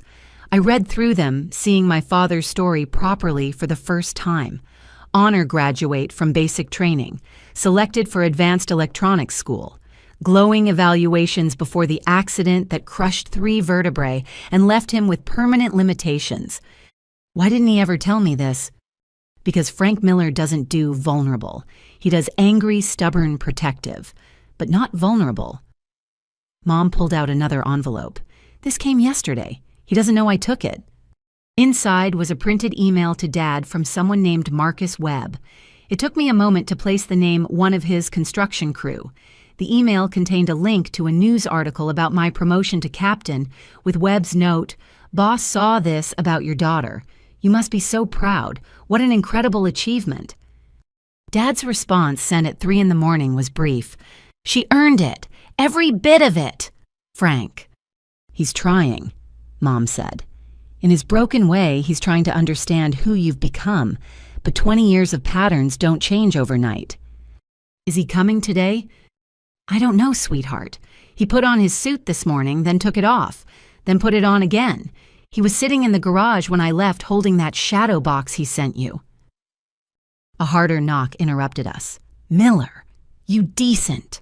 Walsh's voice boomed through the door. I opened it to find my entire team in the hallway dress uniforms, already sharp grins wide. "Tradition states the groom's not supposed to see the bride before the wedding," Rodriguez announced. "Nothing about the bride's brothers. We're here for inspection preparation and general harassment." They flooded in, filling my small quarters with their energy. Someone produced coffee and pastries from the academy mess. Lopez set up a portable speaker, filling the space with classic rock. It should have felt like chaos, but instead felt like home. Ma'am Walsh addressed my mother formally. "We're honored you're here. Your daughter saved most of our lives at least once. We're hoping to return the favor by making sure she looks squared away for the big day." Mom's eyes widened as 6 Navy SEALs began fussing over uniform preparations, with the intensity usually reserved for weapons checks. Rodriguez steamed wrinkles from my whites, while Jensen polished my shoes to mirror brightness. Thompson checked ribbon placement with a ruler. "The trident goes exactly here." Walsh measured from my collar. "And the blue one from the team's gets positioned." He paused, looking at my ribbons. "Hold up. These aren't the right ones." He was correct. My ribbon rack still showed commander's insignia, not the captain's updates I'd received 3 days ago. "I haven't had time to update them," I admitted. "Unacceptable," Walsh declared. "Lopez, you brought the spare ribbons." "Always prepared, Chief." What followed was a masterclass in military precision. They rebuilt my ribbon rack from scratch, each decoration placed perfectly. Navy Cross on top, Silver Star below, bronze stars in their row. The combat action ribbon that represented first blood. Campaign medals from conflicts most people couldn't pronounce. "There." Walsh stepped back. "Now you look like the warrior you are." Mom watched it all with fascination. These men who jumped from airplanes and stormed enemy compounds were debating the exact angle of my shoulder boards with artistic intensity. "You're her family too," she said quietly to Walsh. "Yes, ma'am, the kind you choose by bleeding together." Another knock brought Helen Morrison, the Admiral's wife, carrying a garment bag and wearing the determined expression of a woman on a mission. "Gentlemen, Mrs. Miller." She nodded regally. "I need the room. Female preparations require privacy." The SEALs filed out with exaggerated groans about being evicted. Walsh paused at the door. "We'll be right outside if you need us. And Miller, that thing we discussed, it's all arranged. Trust the plan." After they left, Helen unzipped the garment bag, revealing not clothing but accessories. A hairstyling kit that looked professional grade, makeup selected specifically for photography under military lighting, small touches that wouldn't violate uniform regulations but would ensure I looked polished. "You don't need any of this." she said, arranging items on the desk. "You're beautiful as you are, but weddings are theater, and we're going to make sure you own that stage." As she worked on my hair, pinning it into a style that was regulation perfect, but somehow elegant, she talked about her own military wedding 40 years ago. "Different era," she mused. "I was a Navy nurse. Jim was fresh from SEAL qualification. My parents were horrified I'd chosen someone in special operations. His parents were confused why he'd marry someone with her own career. We proved them all wrong, one deployment at a time." "How did you manage it? The separations, the secrets, the fear?" "By remembering that extraordinary love requires extraordinary understanding. Your Ryan gets that. I've watched him at events, how he looks at you. He sees your strength as something to celebrate, not compete with." Mom had been quiet during this exchange, but now spoke up. "I never got that. With Frank, I mean. He needed me to be less so. He could feel like more. I let myself shrink to fit his vision." She met my eyes in the mirror. "I'm so proud you refused to do the same." A text arrived from Ryan. "Banished to the other side of campus by your brothers. They take this tradition seriously. Can't wait to see you. All my love." "Smart man," Helen approved. "Now let's talk about the ceremony additions." "Additions." She smiled mysteriously. "Admiral Morrison may have made some arrangements. Nothing that changes your vision, just enhancements. Trust us." By the time she finished, I looked like myself, but elevated. The hair perfectly secured subtle makeup that would last through tears and Maryland humidity. Mom added the final touch, pinning Dad's Vietnam service pin to the bouquet of white roses and blue delphiniums. "Whether he's there or not, part of him will walk with you," she said. A commotion in the hallway preceded another visitor. Admiral Morrison himself in full dress, whites with enough ribbons to stock a craft store. "Captain Miller," he said formally, then grinned. "Ready to make history again." "Sir." First female SEAL to have a full military wedding at the Academy. First to wear captain's eagles earned in combat to her own ceremony. First to have representatives from every special operations unit in attendance. He paused dramatically. "And first to have what's waiting outside." Through the window, I could see the Academy grounds filling with people. But not just any people. Uniforms from every service branch. Army Special Forces in their green berets, Marine Raiders in dress blues, Air Force Pararescue in their distinctive maroon, and everywhere SEALs. So many SEALs. "Sir, how many—" "Last count 150 operators who've served with you or been impacted by your service. They started arriving yesterday. Some flew in from active deployments." His expression grew serious. "They're here to stand witness. To show your family what their daughter means to the Brotherhood." My throat tightened. I don't know what to say. "You don't have to say anything. You've already said it all through 20 years of service. Today we answer back." He left with promises to see me at the chapel. Mom and Helen began gathering the final items, but I needed one more moment.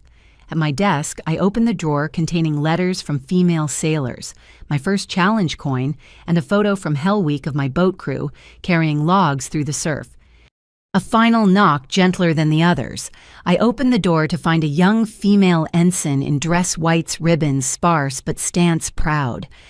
"Ma'am," she said nervously, "I'm Ensign Sarah Blackwood. I'm sorry to intrude, but I'm commissioning next month as the next female accepted to Bud S. I just wanted to see you, to know it's real." I stepped aside, letting her enter. She looked around the quarters, taking in the uniforms, the preparations, the evidence of a career that had broken barriers. "It's real," I assured her, "and it's going to be the hardest thing you've ever do.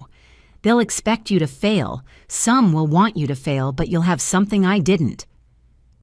"What's that, ma'am?" "Proof that it's possible, and an entire community who knows you belong." I straightened her ribbon rack automatically. "When you graduate, find me. We'll have coffee and swap stories." Her eyes shone. "Yes, ma'am. Thank you, ma'am." After she left, Mom took my hands. "You just changed that girl's life. Probably dozens of lives today alone." "Then maybe it's all been worth it." "Oh, sweetheart," she squeezed gently. "It was always worth it. Some of us just took longer to see it." The clock showed 90 minutes until ceremony time. Somewhere across campus, Ryan was preparing with his groomsmen. In the chapel, hundreds of warriors gathered to witness something unprecedented. And somewhere in Iowa, my father sat in his garage, wrestling with 20 years of stubborn pride. I put on my whites with the same care I'd donned combat gear for missions, each item precisely placed, each medal earned in blood and determination. The captain's eagles gleaming on my collar, finally telling the truth of my service. "How do I look?" I asked Mom and Helen. "Like yourself," Mom said simply. "Finally, completely unapologetically yourself." Outside, I could hear my brothers gathering their voices carrying through Academy grounds. 150 of America's finest warriors come to stand for one of their own. Whatever happened next, I wouldn't face it alone. The scared girl from Iowa was gone. In her place stood Captain Chastity Miller, ready to walk toward her future, with the full weight of her past worn proudly on her shoulders. Time to make history, again. The Naval Academy Chapel stood like a white beacon against the September sky, its copper dome gleaming in the afternoon sun. From the parking area, I could see guests already filing in a river of dress uniforms from every service branch. My heart hammered with anticipation as Helen Morrison's driver navigated through the security checkpoint. Deep breaths. Mom coached from beside me, though her own hands trembled in her lap. "You've faced worse than this." She was wrong. Combat was simpler. In combat, you knew who the enemy was. As we pulled up to the designated arrival area, I saw him immediately. Dad stood near the chapel entrance in his one good suit, the charcoal gray one he wore to funerals and court dates. His face was set in familiar lines of disapproval, jaw clenched as he surveyed the military crowd with obvious disdain. "He came," Mom breathed. "To make a scene. I predicted already stealing myself." Helen's driver opened our door and I stepped out in full dress whites, every ribbon and medal precisely placed. The September breeze caught the fabric and I heard a subtle shift in the crowd's energy. Heads turned. Conversations paused. Someone whispered, "That's her, Captain Miller." Dad's gaze found me across the distance. His eyes traveled from my white shoes up to the captain's eagles on my shoulders, pausing at the rows of ribbons on my chest. For a moment, something flickered across his face. Then his expression hardened into the familiar mask of disappointment. I walked toward the chapel entrance with Mom and Helen flanking me, maintaining military bearing, despite the emotional ambush waiting ahead. Other guests stepped aside, creating a natural pathway. I caught glimpses of faces I recognized, teammates from various operations, medical staff who'd patched me up, intelligence officers who'd provided crucial data for missions. Dad intercepted us at the steps. "So, you're really doing this," he said without preamble, "parading around in costume like you're someone important." Frank, Mom warned. "No, Susan, our daughter needs to hear this." He squared up to me close enough that I could smell his aftershave, the same Old Spice he'd worn my entire life. "You think this makes you special? Playing dress-up with your military friends? A real woman would be in a wedding dress, showing respect for tradition, for family, for God's plan." His voice rose with each word, drawing attention from nearby guests. I saw Walsh and Rodriguez moving closer, protective instincts engaged. But I held up a subtle hand, keeping them back. This was my fight. "Are you finished?" I asked quietly when he paused for breath. "I'm just getting started. 20 years of this nonsense, and now you want to contaminate your wedding day with it too? Your sisters had proper weddings, white dresses, church ceremonies, normal celebrations. But you," he gestured dismissively at my uniform, "you always have to be different. Always have to prove something." "What exactly am I proving, Dad?" "That you're better than us. Better than the life we gave you." His face flushed darker. "Too good for Iowa. Too good for a normal life. Too good to give me grandchildren or be a proper daughter." The chapel doors opened behind him. I couldn't see inside from this angle, but Dad was positioned perfectly to view the interior. Whatever he saw made his words die mid-sentence. "Sir." A young Marine in dress blues appeared at the door. "We're ready for the bride's arrival." Dad turned back to me, mouth still open to continue his tirade, when a voice rang out from inside the chapel. "Admiral on deck." The response was instantaneous and thunderous. The sound of 300 boots hitting the floor in perfect unison echoed across the grounds. Through the open doors, I glimpsed the impossible, every single person in the chapel on their feet at attention. But that wasn't what stopped Dad cold. It was what happened next. From the chapel entrance, they filed out in perfect formation. Navy SEALs in dress whites, Army Special Forces in their distinctive green berets, Marine Raiders, Air Force Pararescue, row after row of America's most elite warriors forming up on either side of the chapel steps. 150 special operators creating an honor corridor that stretched from the chapel to where I stood. Walsh stepped forward from the Formation Voice Parade Ground, strong Naval Special Warfare Team 3, present and accounted for. Another SEAL followed, Team 5 present and accounted for. Team 7 all present. Marine Special Operations Regiment 2nd Battalion reporting. Army 5th Special Forces Group standing by. Each unit commander announced their presence voices carrying across the academy grounds. These weren't just individuals who'd happened to attend, these were organized units teams who'd taken leave together, traveled together, stood together. Dad staggered backward a step, face draining of color as he processed the scene. His gaze swung between the formations and me mouth working soundlessly. Admiral Morrison emerged from the chapel in full dress uniform, his chest bearing even more ribbons than mine. He walked directly to me, ignoring Dad entirely. "Captain Miller," he said formally, loud enough for everyone to hear.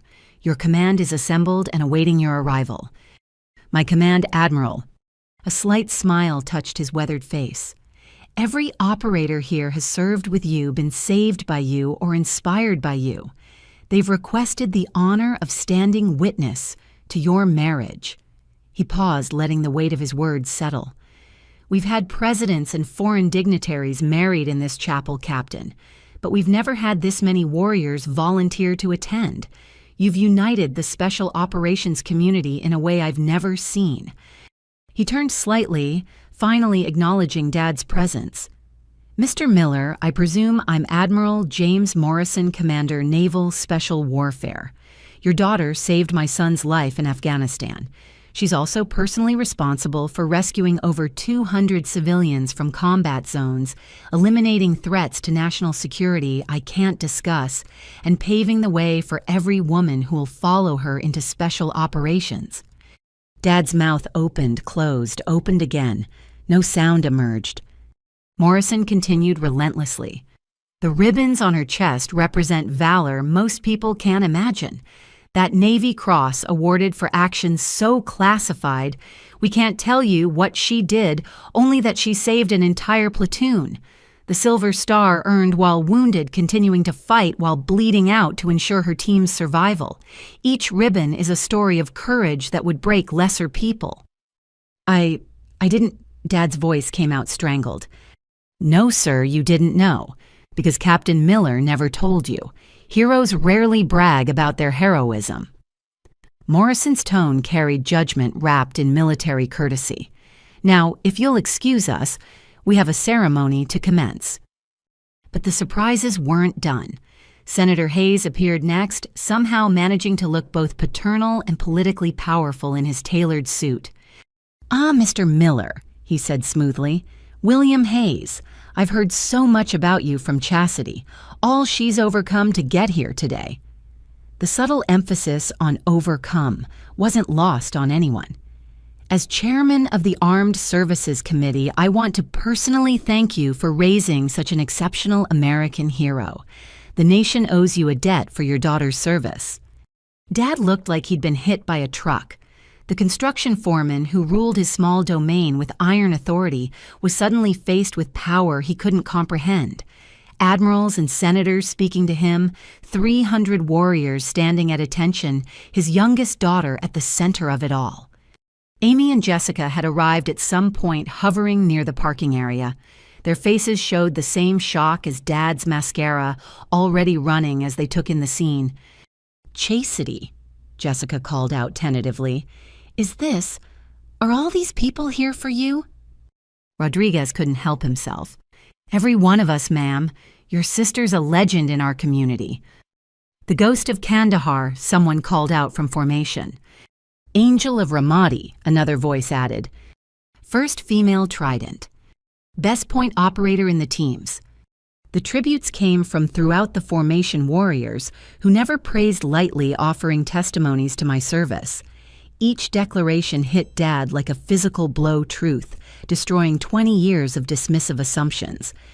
"Enough," I said quietly, but my voice carried. The tributes stopped instantly. "Thank you all for being here, for standing with me, for showing my family who you've allowed me to become." I looked directly at Dad. "This isn't costume play. This isn't pretense. This is who I am, who I've always been, even when you couldn't see it." The formations remained perfectly still, 300 warriors bearing witness to a different kind of battle, the personal kind that left different scars. Mom stepped forward, taking Dad's arm. "Frank, we should take our seats." He resisted for a moment, still staring at me like he'd never seen me before. Then his gaze dropped to the shadow box he'd been carrying, his own military memorabilia, the remnants of dreams cut short by injury and circumstance. "Your medals," he said hoarsely, "they're real." "Everyone earned Sir Walsh confirmed from the formation. Your daughter's the finest officer I've ever served with." Something broke in Dad's expression. The anger that had sustained him for 20 years cracked, revealing something raw underneath. Fear, pride, regret, all warring for dominance. He stopped, started again. "I need to sit down." Mom guided him toward the chapel entrance, but he paused at the first row of seals. His hand trembled as he raised it to his forehead in an unpracticed salute. Not to them, but toward me. The gesture was clumsy, incorrect in form, but devastating in intent. Frank Miller, who'd been denied his chance to serve, saluting the daughter who'd exceeded his abandoned dreams. I returned the salute properly, holding it until he dropped his hand and stumbled into the chapel. "Well," Admiral Morrison said after a moment, "that was educational. Shall we proceed with your entrance, Captain?"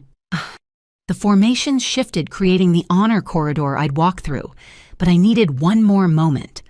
At the bottom of the steps, I turned to face the assembled warriors. "Thank you," I said simply, "for answering the call, for standing up, for being my family when blood wasn't enough. Hoo-yah!" The response thundered across the academy grounds, 300 voices united. I began the walk through the corridor of heroes, each face a memory, a mission, a moment when we'd trusted each other with everything. These men and women had seen me at my worst and best. They'd never questioned my worth, only supported my growth. Inside the chapel, every pew was packed. The civilian guests, Ryan's medical colleagues and family friends, were vastly outnumbered by uniforms. But on the front row, Dad sat slumped between Mom and Amy, still clutching his shadow box like a lifeline. He looked up as I passed, and for the first time in 20 years, I saw my father truly see me. Not the daughter he'd wanted, or the woman he'd tried to force me to become, but Captain Chastity Miller, naval officer, special operator, warrior. The recognition broke him. Tears ran down his weathered face as he mouthed 2 words. "I'm sorry." 20 years too late, but something. I nodded acknowledgement and continued to the altar where Ryan waited, his smile bright enough to guide ships home. Behind me, 150 warriors filed into standing room only positions along the walls. My brothers in arms surrounding me with their presence, their protection, their pride. Whatever happened next, I'd proven everything that needed proving. Not to him, but to myself. The rest was just ceremony. The chapel fell into expectant silence as I reached the altar. Ryan's hand found mine warm and steady, grounding me in the moment. Reverend Captain Thomas, the Naval Academy chaplain, smiled warmly as he prepared to begin the ceremony. But Admiral Morrison stepped forward first, moving to the pulpit with purpose. Ladies and gentlemen, his voice filled the sacred space. Before we begin this joyous union, I've been asked to share something with you. In military tradition, we honor our own by telling their stories. Today you'll hear one that's been classified hidden and denied for too long. Dad shifted in his seat, Mom's hand clutching his arm. I felt Ryan squeeze my fingers gently, offering silent support for whatever was coming. Morrison continued. 20 years ago, a young woman from Iowa walked into a Navy recruiting station. She was told women couldn't be SEALs. She was told she'd wash out. She was told to find something more suitable. His gaze found Dad. She was told these things by many people, including those who should have supported her most. But Petty Officer 3rd Class Miller didn't listen. She reported to Bud S, where instructors tried to break her, where classmates bet on her failure, where every evolution was made harder because of her gender. She survived Hell Week. She earned her trident. She became what everyone said was impossible. Murmurs rippled through the civilian guests who didn't know this history. The military members remained stone still, attention absolute. Then she deployed. Afghanistan first, a hostage rescue operation in Kandahar province. Morrison's voice took on a harder edge. 12 international aid workers held by Taliban forces, building rigged with explosives, guards using human shields. The assault team was pinned down, unable to advance without triggering devices that would kill everyone. I remembered that night with crystal clarity, the smell of cordite and fear, the weight of responsibility. Then Petty Officer Miller did something that shouldn't have been possible. She identified a structural weakness in the building's construction.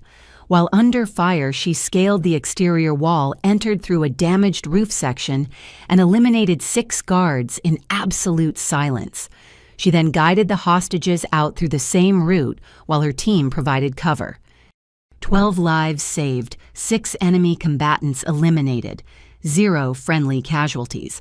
For this action, she received her first Bronze Star. She was 22 years old. Senator Hayes stood next, moving to join Morrison at the pulpit. If I may, Admiral... Please, Senator. Hayes faced the congregation with his politician's presence, but his words carried personal weight. I've served on the Armed Services Committee for 15 years. I've read thousands of service records. I've never seen one like Captain Miller's. He pulled out reading glasses and an official document. Operation Inherent Shield Syria. Captain Miller's team was tasked with eliminating a chemical weapons facility. During exfiltration, their helicopter was hit by ground fire. The pilot was killed instantly. The aircraft crashed in enemy territory. 5 team members severely injured, including the officer in charge. I closed my eyes, briefly feeling phantom pain from injuries long healed. Captain Miller, then a first-class petty officer, assumed command, despite a shattered collarbone and severe lacerations.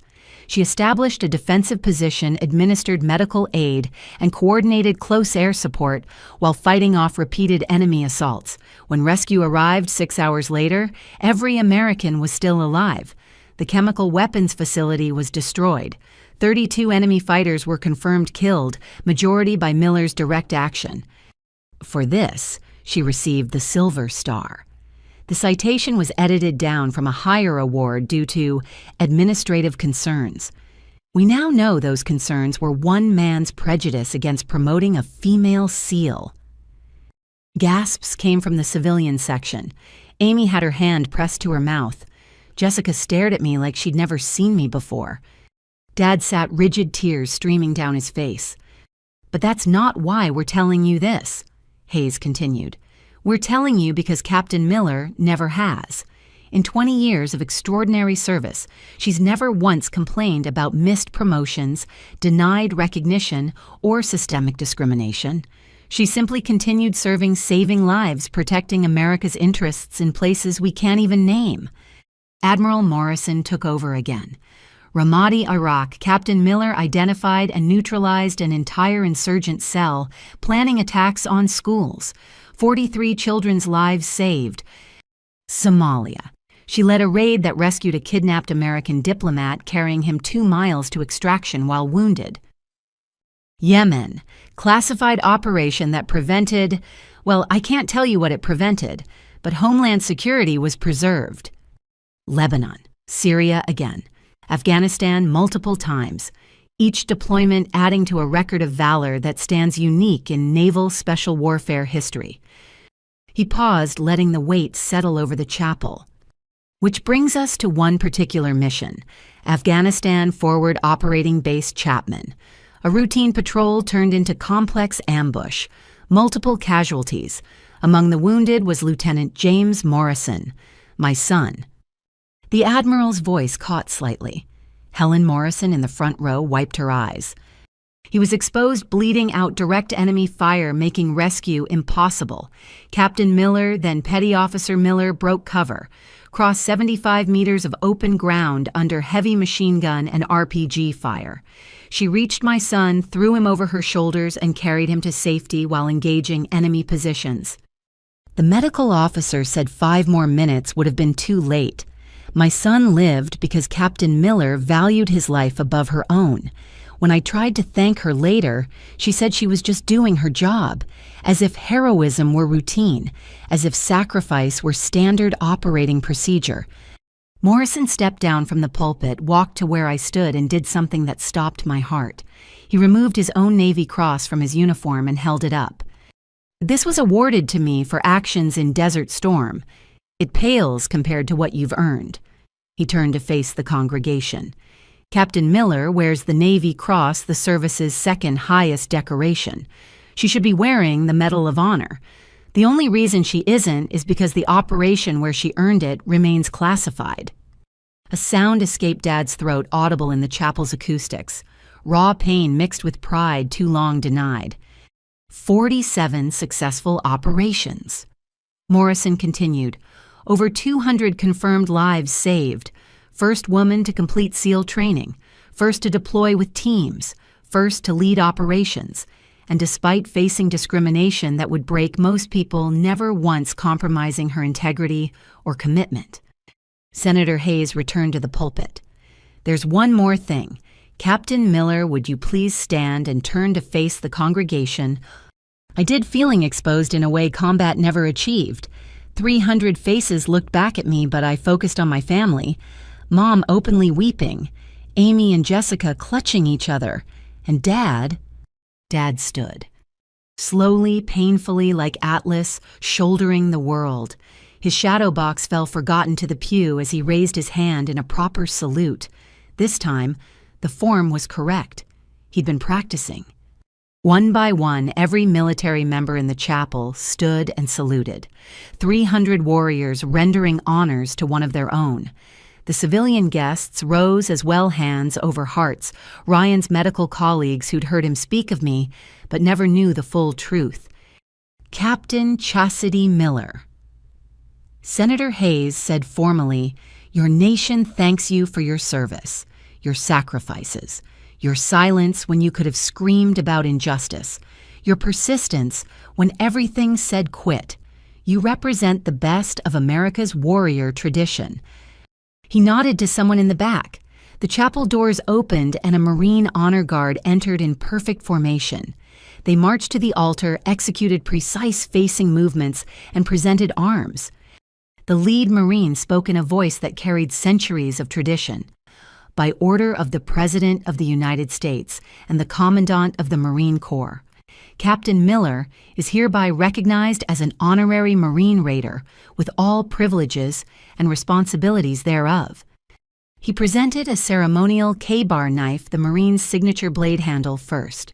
For valor that transcends service boundaries, Semper Fidelis, Captain. I accepted the blade with hands that barely trembled. Semper Fi Marine. The Army Special Forces commander stood next. By order of the Commanding General, United States Army Special Operations Command, Captain Miller is inducted as an honorary member of the Special Forces Regiment. He presented a green beret. For excellence that defines the warrior spirit. De oppresso liber. De oppresso liber, I echoed. The Air Force Pararescue Commander followed with their maroon beret. For saving lives under impossible conditions, that others may live. Each Special Operations Unit presented their symbols recognizing me as one of their own. The weight of tradition of acceptance of brotherhood extended across service lines, pressed down like a physical force. Through it all, Dad remained standing, saluting tears cutting channels down his weathered face. Finally, Admiral Morrison spoke again. Before we return to the joy at hand, there's one last order of business. He pulled out an official document. Captain Miller, by direction of the Secretary of the Navy, you are hereby meritoriously promoted to the rank of Rear Admiral Lower, half effective upon completion of administrative requirements. Congratulations, Admiral Select Miller. The chapel erupted. Warriors who'd faced death without flinching cheered and applauded. Shouts of hoo-yah and hoo-ah mixed with Marine auras in a thunder of celebration. I stood frozen, unable to process. Admiral. They were making me an admiral. The youngest female flag officer in Navy history. From seaman recruit to admiral in 20 years, despite every obstacle. Through the noise, I heard one sound clearly. A broken sob from the front row. Dad had collapsed back into his pew, head in his hands, shoulders, shaking with 20 years of suppressed emotion. Morrison raised his hand for silence. Now then, Chaplain Thomas, I believe we have a wedding to conduct. As the honor guard withdrew and people resumed their seats, I caught Dad's eye. He looked destroyed and rebuilt simultaneously, like a man who'd discovered his entire worldview was wrong, but found something better in the wreckage. I see you, he mouthed silently. I finally see you. I nodded once, then turned back to Ryan, who'd waited patiently through military tradition and family catharsis. Hi, I whispered. Hi yourself, Admiral Select, he grinned. Ready to get married? Never been more ready for anything in my life. Chaplain Thomas cleared his throat, smile warm despite the emotional tempest we'd weathered. Dearly beloved, we are gathered here today. The ceremony could finally begin. But everything had already changed. The recognition I'd never sought had been given. The father I'd lost to pride had been found in humility. The family that never understood had finally seen. All it had taken was 300 warriors standing witness to truth, too long hidden. The traditional wedding ceremony flowed with military precision. Ryan and I exchanged vows while 300 warriors bore witness their presence, transforming the sacred space into something beyond a chapel. This was a brotherhood, a sisterhood, a family forged in sacrifice. I, Ryan, take you, Chastity, to be my wife. His voice carried clear and strong. To stand beside you in peace and in war, to honor your service as you honor mine, to love the warrior and the woman with equal devotion. Through the blur of joy, I remained aware of movement in the front row. Dad sat hunched forward, shoulders shaking with silent sobs, while Mom rubbed his back in gentle circles. 20 years of rigid control had finally shattered. I chastity take you, Ryan, to be my husband, to share my victories and my scars, to trust you with secrets I can't speak and truths I can't hide, to build a life where both our callings find home. Chaplain Thomas smiled warmly as we completed the traditional exchanges. The rings, please. But as Ryan's best man stepped forward, a disturbance rippled through the congregation. Dad was standing again, swaying slightly, hand raised like a student desperate to be called upon. Sir, Chaplain Thomas inquired gently, is everything all right? No. Dad's voice cracked. Nothing's all right. I need to say something. Mom tried to pull him back down, whispering urgently. Amy and Jessica looked mortified. The military members tensed, ready to intervene if needed. I felt Ryan's hand tighten on mine. Dad, I started. Please. He interrupted the word broken glass in his throat. 20 years I've waited. 20 years I've been wrong. Let me. Admiral Morrison rose from his position. Mr. Miller, perhaps this could wait until the reception. No. The word exploded out with surprising force. Dad gripped the pew in front of him, knuckles white. I've waited too long already. Made her wait too long. Made her prove herself over and over when I should have just believed. Chaplain Thomas looked to me for guidance. I nodded slowly, heart racing. Dad turned to face the congregation, this man who'd never shown vulnerability, now stripped bare before 300 witnesses. He reached into his jacket, pulling out something small and metallic. "This is my service pin," he said, voice gaining strength. 3 months. That's all I managed before a training accident sent me home. Broken back, broken dreams, broken man. He laughed bitterly. Came back to Iowa feeling like a failure. Married Susan, had 3 girls when I wanted sons. Spent 20 years angry at God for giving me daughters instead of boys to carry on what I couldn't finish. He turned to look at me directly. Then my youngest joins up. The one who tried hardest to please me. The one I pushed away furthest. And what does she do? She becomes everything I couldn't. Not just a sailor, a SEAL, not just serving, leading, not just surviving, thriving. His voice broke completely, and I hated her for it. Gasps from the civilian section. The military members remained still, recognizing confession as its own form of courage. Every medal she earned felt like judgment on my failure. Every rank she gained reminded me of what I'd lost. So I diminished it, dismissed it, told myself she was playing soldier, pretending to be something she wasn't. Tears flowed freely down his face. Because if I admitted she was real, I'd have to admit I was the pretender, the failure, the coward. "Dad, you're not," I began. "Yes, I am." He cut me off. A coward. Too scared to face my own daughter's success. Too proud to celebrate her victories. Too stubborn to see the warrior she'd become. He held up the service pin, this small piece of metal that represented everything lost and found. I saved every article about her, every mention in Navy Times, every blog post from military families, hidden in a box in my garage like contraband, reading about my daughter's heroism in secret while telling her to her face she was wasting her life. Mom stood beside him now, tears matching his. Amy and Jessica clung to each other, mascara ruined beyond repair. But today, Dad continued, voice growing stronger. I watched 150 warriors salute my baby girl, heard admirals and senators describe acts of courage I can't even comprehend, learned she saved hundreds of lives, prevented disasters, bled for strangers in countries I can't pronounce. He walked out of the pew, approaching the altar on unsteady legs. The honor guard didn't stop him. Something in his broken dignity commanded respect. Captain, Admiral, Chastity.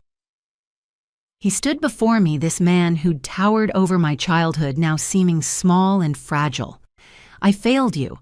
As a father, as a man, as an American who should have honored your service from day one. I let pride and jealousy and fear rob us of 20 years. He held out the service pin. I know I don't deserve forgiveness. No, I can't make up for missed promotions, missed celebrations, missed everything. But I want you to have this, the only military honor I earned. Want you to know that if I could go back, I'd be the first one cheering when you signed up, first one at your graduation, first one saluting when you proved everyone wrong. His hand shook as he extended the pin. You're not Frank Miller's disappointing daughter. You're Admiral Chastity Miller, hero and warrior. And I'm just the fool who took 20 years to see it. The chapel held its breath. I looked at the pin, this small symbol of dreams deferred and identity fractured. Then at the man offering it, finally broken open enough to let truth in. I don't need your pin, Dad, I said softly. His face crumpled further, hands starting to drop. But I'll take my father back, if he's finally ready to see me. The sob that escaped him echoed off the chapel walls. He swayed forward, and I caught him letting him collapse against the daughter he'd pushed away for 2 decades.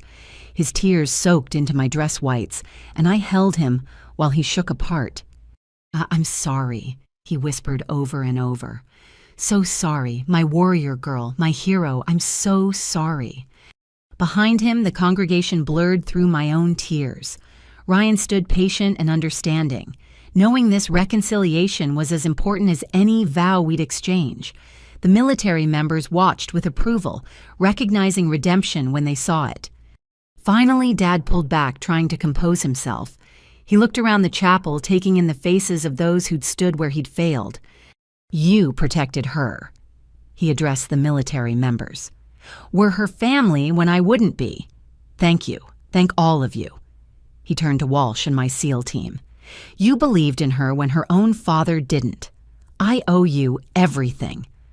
Walsh stepped forward from his position. "With respect, sir, we didn't do her any favors. Your daughter earned every bit of respect she's given. We just had the privilege of witnessing it." Dad nodded, then surprised everyone by his next move. He walked to Admiral Morrison and extended his hand.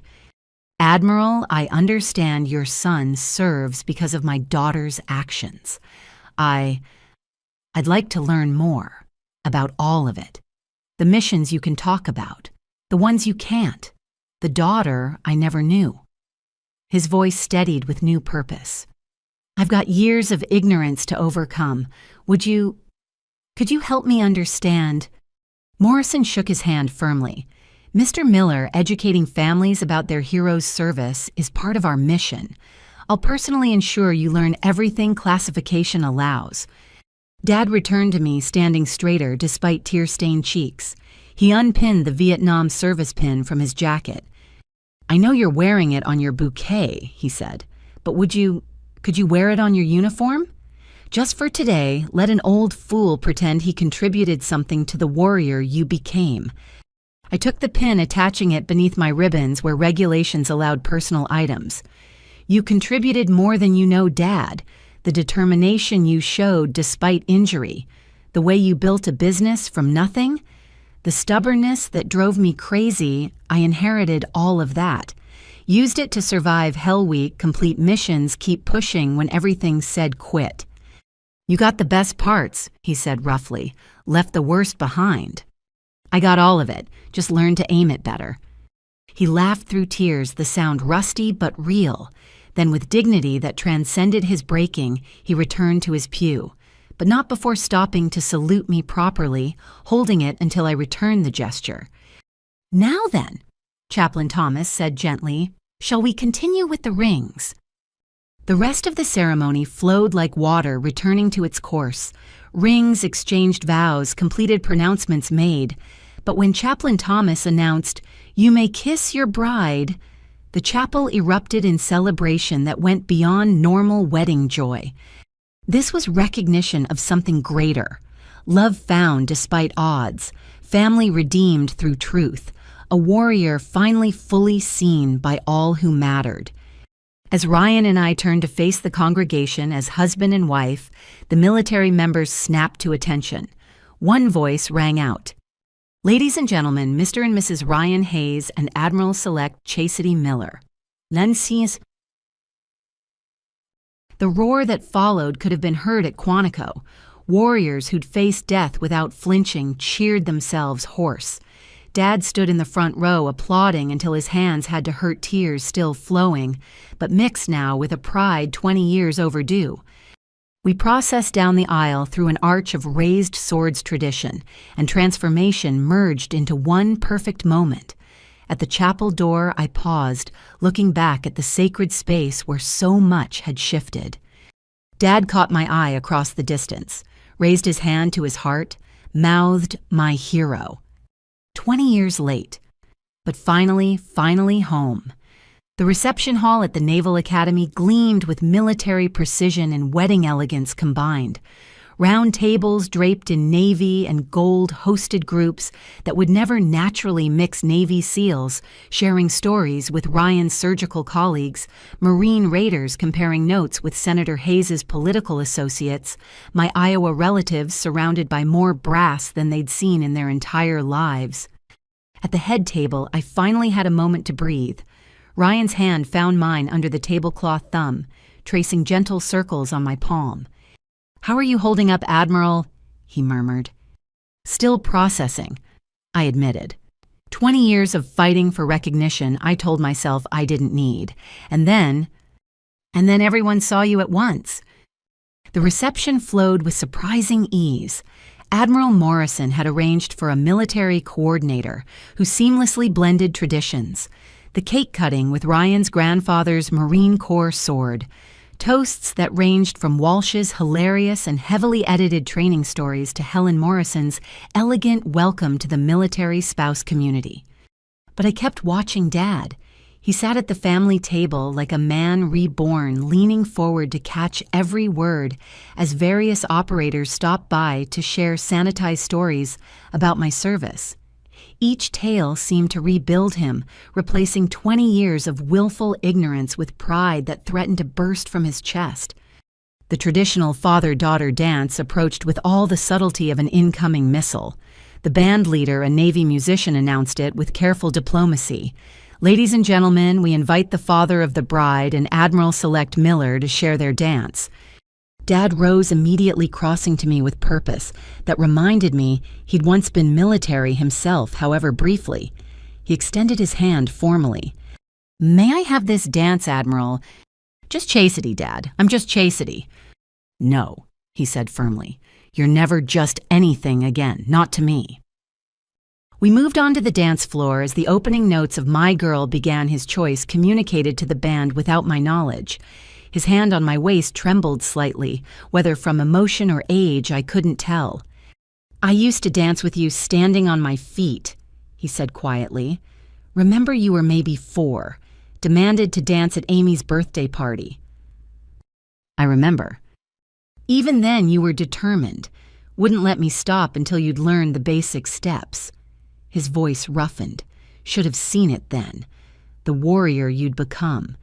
Instead, I spent 20 years trying to make you small enough to fit my vision." "Dad." "No, let me finish. I've got 20 years of apologies to make, and one dance isn't enough time." He guided us through a simple box step muscle memory from decades past. "You asked why I saved those articles if I was so disappointed. Truth is, I was never disappointed in you. I was disappointed in myself. Every achievement of yours highlighted my failure. Not my injury, but what I did with it. I let 3 months of service define my entire life. You took 20 years and made them legendary." Around us, other couples had joined the floor. Ryan danced with his mother while Mom partnered with Admiral Morrison. But I barely noticed focused on this man I'd thought I knew completely. "The worst part," Dad continued, "is what I stole from you. Not just support or recognition, but safety. You had a home where you should have felt celebrated, and I made it a battlefield. You conquered real enemies overseas while fighting a war in your own family." "I learned to fight from watching you," I said. "The way you built your business after the injury, never accepting limitations, always pushing forward. You taught me that even if you didn't mean to." He pulled back enough to meet my eyes. "Don't give me credit I don't deserve. You succeeded despite me, not because of me." A sad smile crossed his face. "Though, if we're being honest, maybe that stubbornness to prove me wrong drove you further than support would have. We'll never know." "No, we won't." He spun me gently, surprisingly graceful. "But we've got future to work with. Your mother tells me you and Ryan are thinking about children eventually. Someday, when deployments slow down. I'd like to be a better grandfather than I was a father, if you'll let me." The music began to fade, but Dad held on for an extra moment. "Chastity, can I ask you something? Of all the things you've done, all the missions and medals and ranks, what are you most proud of?" I thought carefully. "Honestly, today, standing up there in full uniform with everyone watching, being exactly who I am without apology or compromise. The scared 18-year-old who ran away to the Navy dreamed of belonging somewhere. Today I belonged everywhere, in the military, in love, even in my own family. That's the real victory. His eyes filled again. Then I'm proud of today, too. Proud I finally got to see it. The music changed to something upbeat, and the dance floor filled with celebrating guests. Dad led me back toward the head table, but stopped suddenly, spotting someone in the crowd. Is that Tom Garrison?" I followed his gaze to a table near the back, where indeed Tom sat, looking deeply uncomfortable, apparently someone's plus one. "Small world," I murmured. Dad's expression hardened with purpose. "Excuse me for one moment." Before I could stop him, he strode across the reception hall. The crowd seemed to part, sensing drama. I hurried after him, Ryan appearing at my side. "Tom." Dad's voice carried clearly. "Fancy seeing you here?" Tom half rose from his seat, face flushing. "Frank, I didn't know you'd be—" "I came with a colleague who knows the groom's family." "Sit," Dad commanded. "I've got something to say, and you're going to hear it." The surrounding tables fell quiet, sensing confrontation. Several SEALs shifted position, ready to intervene if needed. 20 years ago, Dad announced loud enough for half the room to hear, "I tried to set this man up with my daughter. Told him she'd thrown her life away joining the Navy. Promised him I'd convince her to quit and marry him." He looked around the watching crowd. "Any of you fine military folks want to know what he said?"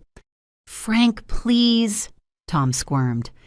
"He said the military was no place for women, said he'd help her see sense once they were married, even offered to arrange a hardship discharge so she could raise his son from his failed first marriage." Dad's voice dripped contempt. I thought I was doing right by her, thought I was saving her from a hard life. He turned back to Tom. "Take a good look around this room, Tom. See these warriors. They trust my daughter with their lives. See those medals on her uniform, each one earned in blood and sacrifice. See that man beside her, a surgeon who saves children in war zones and considers himself lucky to stand in her shadow." Tom seemed to shrink with each word. "You thought you'd be doing her a favor by marrying her, taking on damaged goods, as I so shamefully put it then." Dad's voice rose.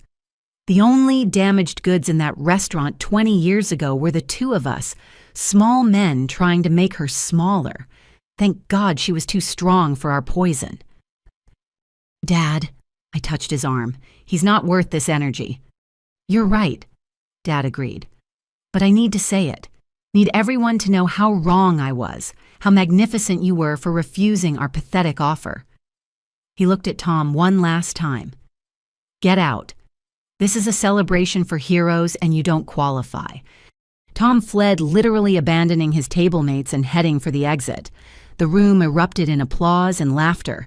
Dad stood there, chest heaving like he'd run a marathon. "Feel better?" I asked.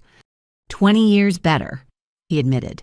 Then louder, "I need all of Chastity's military friends to know something. I was worse than that man. He was a stranger trying to diminish her. I was her father. Every one of you who supported her, who saw her worth. When I wouldn't, you're better men than I'll ever be. But I'm going to spend whatever time I have left trying to earn a fraction of your honor." Walsh stood up at his table. "Mr. Miller, with respect, you just showed more courage than half the men I serve with. Admitting you're wrong takes guts. Doing it publicly takes integrity. Doing it at your daughter's wedding in front of 300 witnesses. That's warrior spirit." Other voices joined in, offering absolution. I wasn't sure Dad deserved, but desperately needed. He stood there absorbing it, this man who'd hidden behind pride for 2 decades, finally exposed and somehow stronger for it. The rest of the reception became a celebration not just of marriage, but of transformation. Dad threw himself into conversation with every operator who'd share stories. He danced with Mom to amazed whispers from Amy and Jessica. He toasted Ryan's family with eloquence that surprised everyone. During the cake cutting, he approached with Mom and my sisters in tow. "We have something for you," Amy said, producing an envelope. Dad's idea, but we all contributed. Inside was a check that made me blink. Dad, this is every penny I saved for a proper wedding, he said. Since you gave us something infinitely better than proper. Consider it a down payment on the house I know you and Ryan will need. One with room for grandchildren and visiting parents who promise to actually be supportive. We can't accept this. You will, Mom said firmly. 20 years of Christmas and birthday gifts we should have given with pride instead of judgment. It doesn't make up for anything, but it's a start. Jessica, quiet until now, stepped forward. Chastity, I need to say something. Growing up, I parroted Dad because I wanted his approval, repeated his words about knowing your place, about proper roles for women. Then today, watching you stand up there with all those warriors saluting you. She swallowed hard. My daughter's 8. She's been saying she wants to be a soldier. I've been discouraging her, steering her toward appropriate interests. That stops today. If she wants to be a warrior like her aunt, I'll support her every step. Oh, Jessie, I pulled her into a hug. I mean it, she whispered fiercely. I'll even bring her to visit you on base. Let her see what's possible, what you made possible. As the evening wound toward its close, I found myself on the terrace overlooking the Severn River. The September air carried hints of autumn, and lights from the Naval Academy bridges created paths across dark water. Ryan found me there, slipping his arms around me from behind. Hiding from your own party. Just processing. Today has been everything, he finished. I know. Your dad asked me if he could visit us in San Diego, wants to understand your world better. What did you tell him? That he'd be welcome, that healing takes time but starts with showing up. He paused. Was that okay? I turned in his arms, looking up at this man who'd stood patiently while my family drama played out on what should have been our day. Perfect, you're perfect. Hardly, but I'm yours, Admiral and all. We kissed as boat horns sounded on the River Naval Academy tradition, blessing our union. Inside the reception, continued laughter and war stories, mixing with wedding joy. My two families' blood and chosen finally occupying the same space. No regrets, Ryan asked against my lips. I thought about it. 20 years of pain transmuted into purpose. A father's rejection transformed into recognition. A wedding that became a reconciliation. None, I said truthfully. Every battle led to this moment. Then let's go celebrate it. We walked back inside, hand in hand, into light and laughter, and a future where I could finally be all of myself with everyone who mattered bearing witness. The complete victory wasn't just Dad seeing me, or the Navy promoting me, or Ryan loving me. It was all of it together. Wounds healed, truth, acknowledged warrior and woman finally fully whole. The Sterling Ballroom's crystal chandeliers cast dancing shadows as the evening reached its golden hour.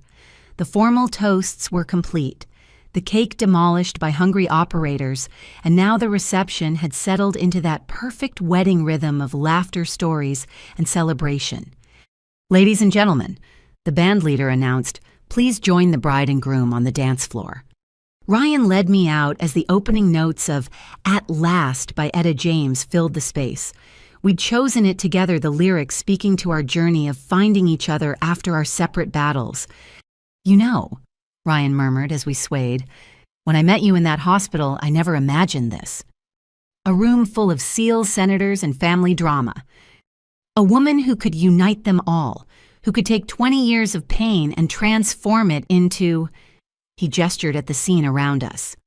This. Other couples joined us gradually. Admiral Morrison with Helen, their movements still perfectly synchronized after 40 years. Walsh awkwardly leading a nurse from Ryan's hospital, his combat grace not quite translating to the dance floor. Mom and Dad holding each other like teenagers rediscovering love. The music shifted to something more upbeat, and the floor filled with a mix of military precision and civilian enthusiasm. I was laughing at Rodriguez attempting to teach Senator Hayes' wife to two-step when the band leader tapped the microphone. Folks, we have a special request. Would the bride please remain on the floor? We have a surprise." Ryan kissed my cheek and stepped back, leaving me alone in a suddenly empty circle. Confusion must have shown on my face because Walsh grinned from the sideline. "Trust us, Miller." The lights dimmed except for a single spotlight on me. Then drums. Deep, rhythmic, primal drums that seemed to echo from somewhere ancient. From the shadows they emerged. My SEAL brothers moving in perfect synchronization. But this wasn't military drill. This was something else entirely. The haka, the Maori warrior dance. "Hi aha te mea nui," Thompson's voice rang out, starting the chant. "What is the most important thing?" "Hi tangata, hi tangata, hi tangata." The group responded. "It is people, it is people, it is people." They moved as one organism, feet stomping hands, slapping thighs and chests, faces fierce with warrior pride. The traditional Maori war dance learned from New Zealand, special forces during joint operations perform now for one of their own. Ka mate ka ora, we die, we live, we live. The power of it vibrated through the floor, through my bones. These men who'd faced death beside me, now honoring me with a dance reserved for the greatest warriors. Tears streamed down my face as I understood the significance. The movements grew more intense, more synchronized. Civilians pressed against the walls, awed and slightly intimidated by the raw display of brotherhood. The drums reached crescendo as the warriors dropped to one knee in perfect unison fists, striking the floor with a boom that rattled champagne glasses. "Awe hai," they shouted as one then silence. In that silence, Walsh stepped forward. "Miller, our sister, our warrior, you taught us strength has no gender. Courage has no limits. Family isn't just blood." He gestured to the kneeling SEALs. "We are your brothers, forever." Hoo-yah! The response thundered from every military throat in the room. I stood there, makeup destroyed, unable to speak. These men had given me what 20 years of fighting for my father's approval couldn't unconditional acceptance, respect, and love. But they weren't done. Music began again, different this time. Middle Eastern drums and strings. The SEALs rose and moved aside as another group took the floor. Female service members, some I knew, others I'd never met. Navy, Army, Marines, Air Force, even Coast Guard. They began to move in a dance I recognized from deployments learned from Afghan women who'd shared their culture during joint operations. A dance of resilience, of feminine strength, surviving in hostile environments. Lieutenant Sarah Blackwood, the young woman who'd visited my quarters that morning, led them. Her movements were uncertain but determined, following the lead of more experienced servicewomen. They circled me, hands linked, creating a protective barrier of sisters in arms. For every woman who was told she couldn't, one called out. For every girl who dreams of serving, another added. "For proving the impossible possible," Sarah said, meeting my eyes, "we dance." They spun faster uniform skirts, flaring regulation shoes, beating ancient rhythms. The dance spoke of generations of women warriors from ancient Amazons to modern operators, all connected by the refusal to accept limitations. As their dance concluded, the two groups merged, male and female warriors creating one circle with me at the center. The music shifted again, and I recognized the opening notes of the Navy hymn. Eternal Father, strong to save, 300 voices sang together, whose arm hath bound the restless wave. Through the singing warriors, I saw my family. Dad stood ramrod straight, attempting to sing along, though he didn't know the words. Mom held his arm, tears flowing freely. Amy and Jessica clutched each other finally, understanding that this was my true family, extended, not replaced. The hymn ended, but nobody moved. The moment held us all in its grip, too profound to break. Then Dad stepped forward. He walked through the circle of warriors who parted respectfully. In his hands was the shadow box he'd brought containing his meager military memories. He stopped before me, this man who'd spent 2 decades denying my service. "I have something to say." His voice carried clearly. "To all of you who've been her family when I failed to be." He turned in a slow circle, addressing the room. You showed her respect I withheld, gave her belonging I denied, celebrated victories I diminished. He opened the shadow box, revealing not just his service pins, but something new, a folded flag triangular in its case. This flag flew over Fob Chapman in Afghanistan, he said, voice breaking. Admiral Morrison helped me acquire it. The base where Chastity saved lives, where she became the ghost of Kandahar, where she proved everything I said was impossible. He held it out to me with shaking hands. I want you to have this. Display it in your home. Remember that even when your father was too blind to see you were serving under these colors, making them proud, making me proud even when I was too stupid to admit it. I accepted the flag its weight, both physical and symbolic. There's more, Dad continued. He pulled out a small leather journal. 20 years of letters I wrote but never sent. Apologies. Congratulations. Pride I couldn't voice. He placed it in my hands. Read them when you're ready, or burn them. But know that even in my worst moments, part of me always saw the hero you were becoming. The music started again, softer now. Dad extended his hand. One more dance, I promise not to ruin it with more speeches. We moved together as the crowd gave us space. This time, his steps were sure, leading me through movements that felt both foreign and familiar. You know, he said quietly, your mother and I used to dance every Friday night when we were young. Before kids, before injuries, before I let bitterness take over. She was so graceful like you are now. Why did you stop? Because I stopped doing all the things that made me happy, punishing myself for failing to be the warrior I dreamed of being. He spun me gently. Don't make my mistakes Chastity. Don't let service define you so completely that you forget to live. You've proven everything that needs proving. Now prove you can be happy. I am happy, Dad. I know. I can see it now. That Ryan, he's good for you. Grounds you without trying to tame you, like your mother did for me before I pushed her away. His voice grew thoughtful. I've been thinking about retirement. Selling the business, maybe traveling with your mom, visiting you in San Diego, being present for the life I missed. I'd like that. Would you, even after everything? I looked at this man who'd caused so much pain now, trying so desperately to heal what he'd broken. Family is complicated, Dad, but it's still family. The music was ending, but Dad held on for one more moment. I love you, Admiral Miller, my warrior daughter, my hero. I love you too, Dad. As we separated, the entire room erupted in applause. Not the polite golf claps of weddings, but the thunderous approval of warriors witnessing redemption. Ryan appeared at my side, slipping his arm around my waist. How are you holding up? Like I've been through Hell Week again, but emotional version. He laughed. Well, the night's almost over, just the send-off left. But first, one more surprise. Admiral Morrison took the microphone, calling for attention. Before our couple departs for their honeymoon, the Special Operations community has one more gift. He gestured to someone at the back. A color guard entered bearing flags from each service branch. Behind them, representatives from every Special Operations unit formed up. They created an honor corridor leading to the ballroom exit. Tradition holds that warriors are sent to new missions with proper ceremony, Morrison announced. Marriage is the ultimate joint operation requiring all the skills you've learned, and some you'll have to develop.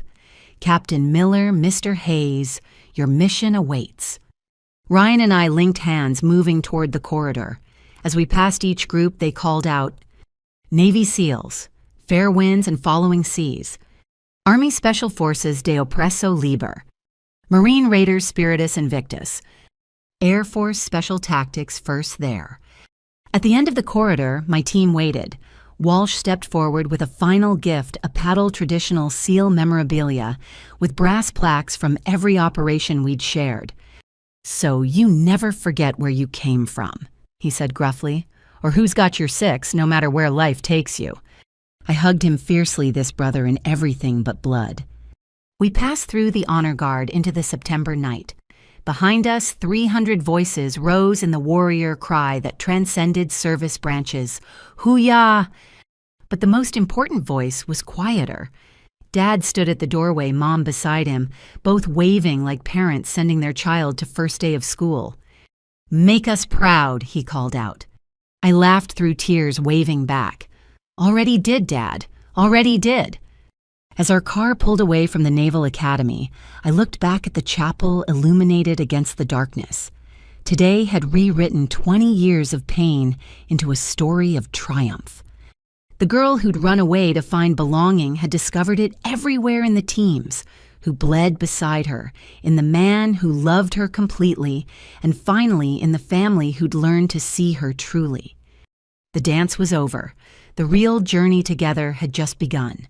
3 months after the wedding, San Diego's December sunshine felt like a miracle compared to the Afghan winter I'd have been facing on deployment.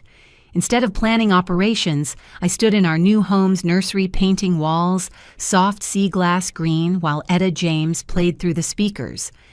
"I thought we agreed on yellow," Ryan said from the doorway, still in surgical scrubs from his marathon shift. "We did. Then I saw this color and thought about the ocean at dawn. Peaceful but strong." I touched the wall where paint met window frame. "Like what I hope our children will be." He crossed to wrap his arms around me from behind both of us, paint splattered and exhausted but content. The house in Coronado had been our combined wedding gift to ourselves, using Dad's contribution and our savings. Close enough to base for my duties, near enough to the hospital for Ryan's work with room to grow. "Speaking of children," Ryan murmured against my neck, "when do you want to tell them?" "Tell who what?" "Your family, about..." His hand settled gently on my still flat stomach. "After the ceremony tomorrow, one massive announcement at a time. Tomorrow, my official promotion ceremony to Rear Admiral Lower Half, the youngest woman ever to achieve flag rank in the U.S. Navy. The weight of that still hadn't fully settled. A knock interrupted my thoughts. Through the window, I saw Dad's truck in the driveway. He and Mom had driven out from Iowa for the ceremony, their third visit since the wedding.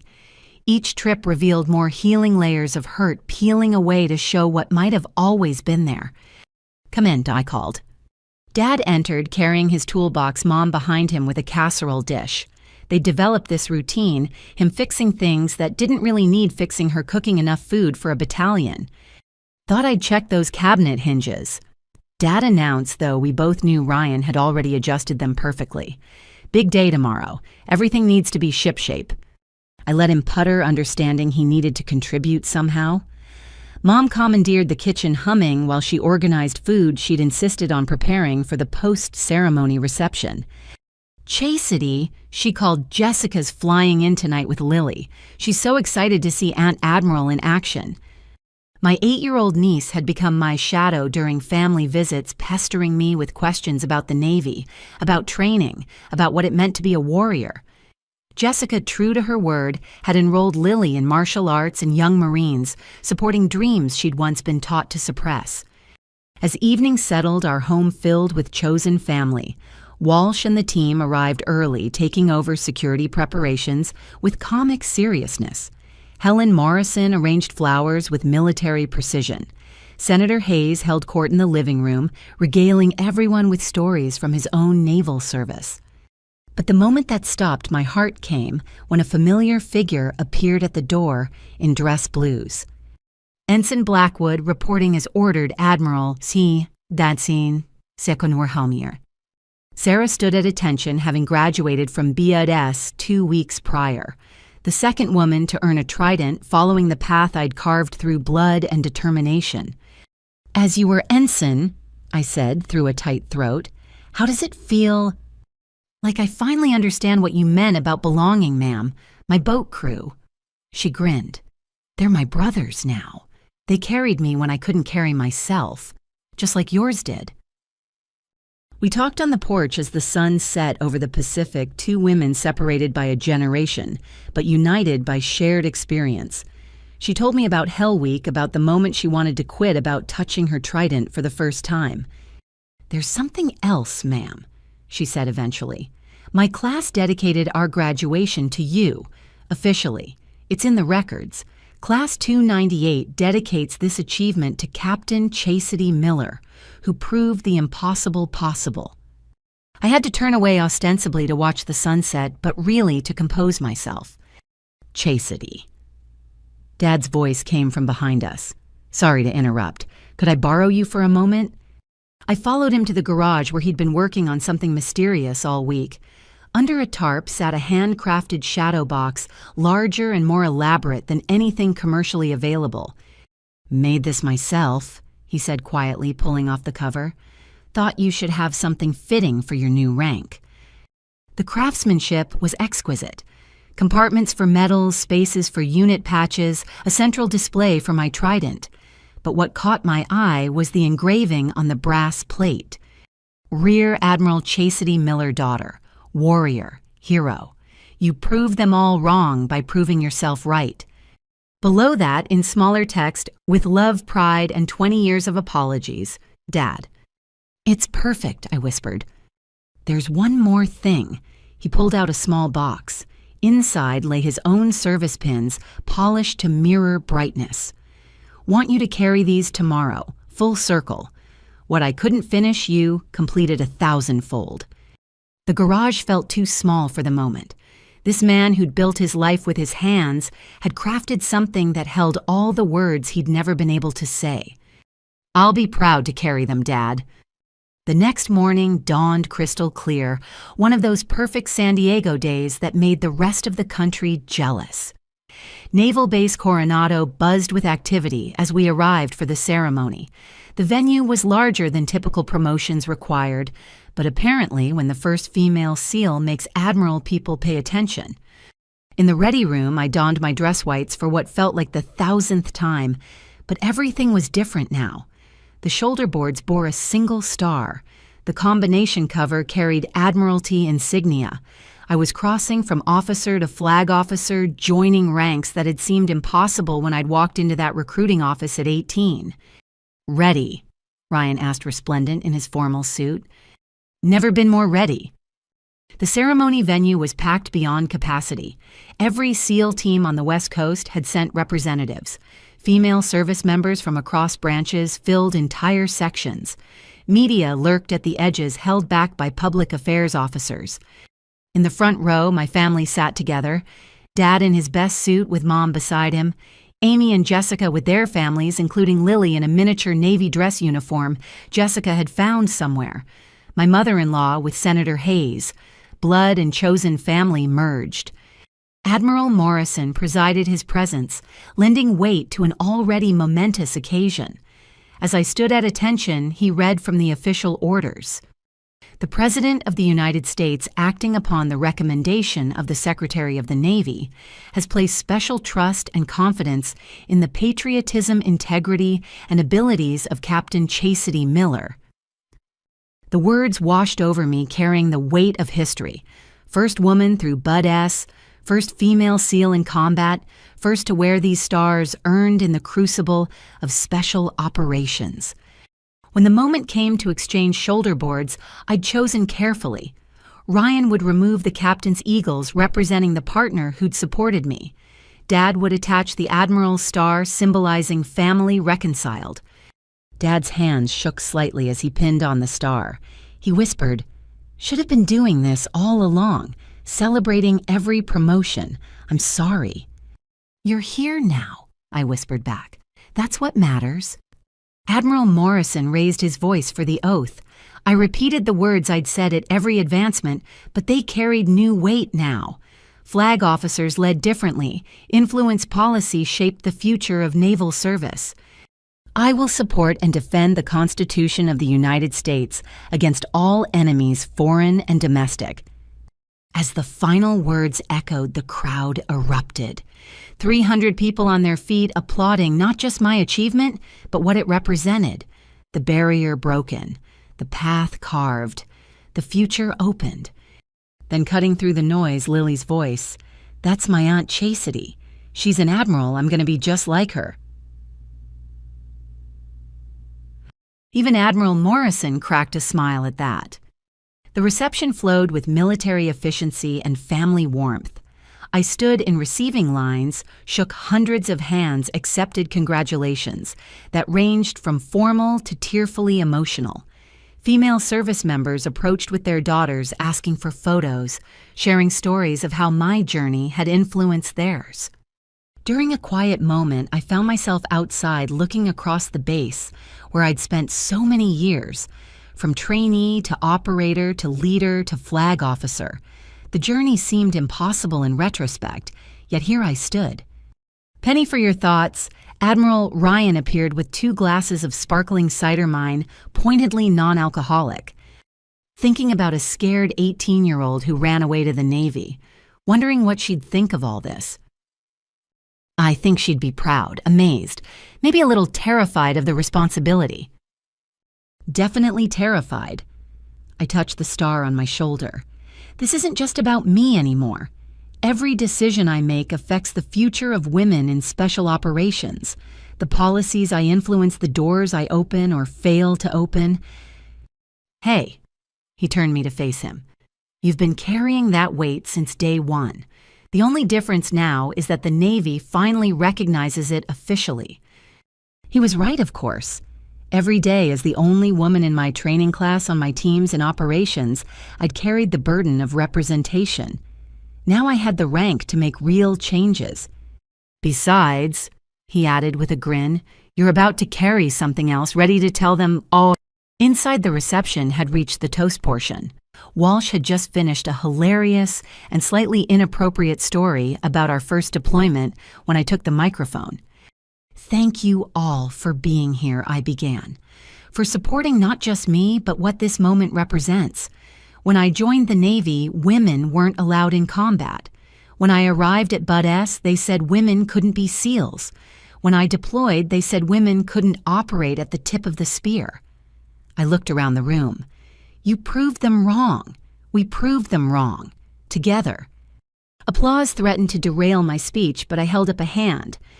Today marks a new chapter. As an admiral, I'll have influence over policy, over training, over the future of special operations. I promise to use that influence to ensure no qualified warrior is turned away because of gender, race, or any other irrelevant factor. Excellence will be the only standard. More applause. I waited for quiet. But there's another chapter beginning.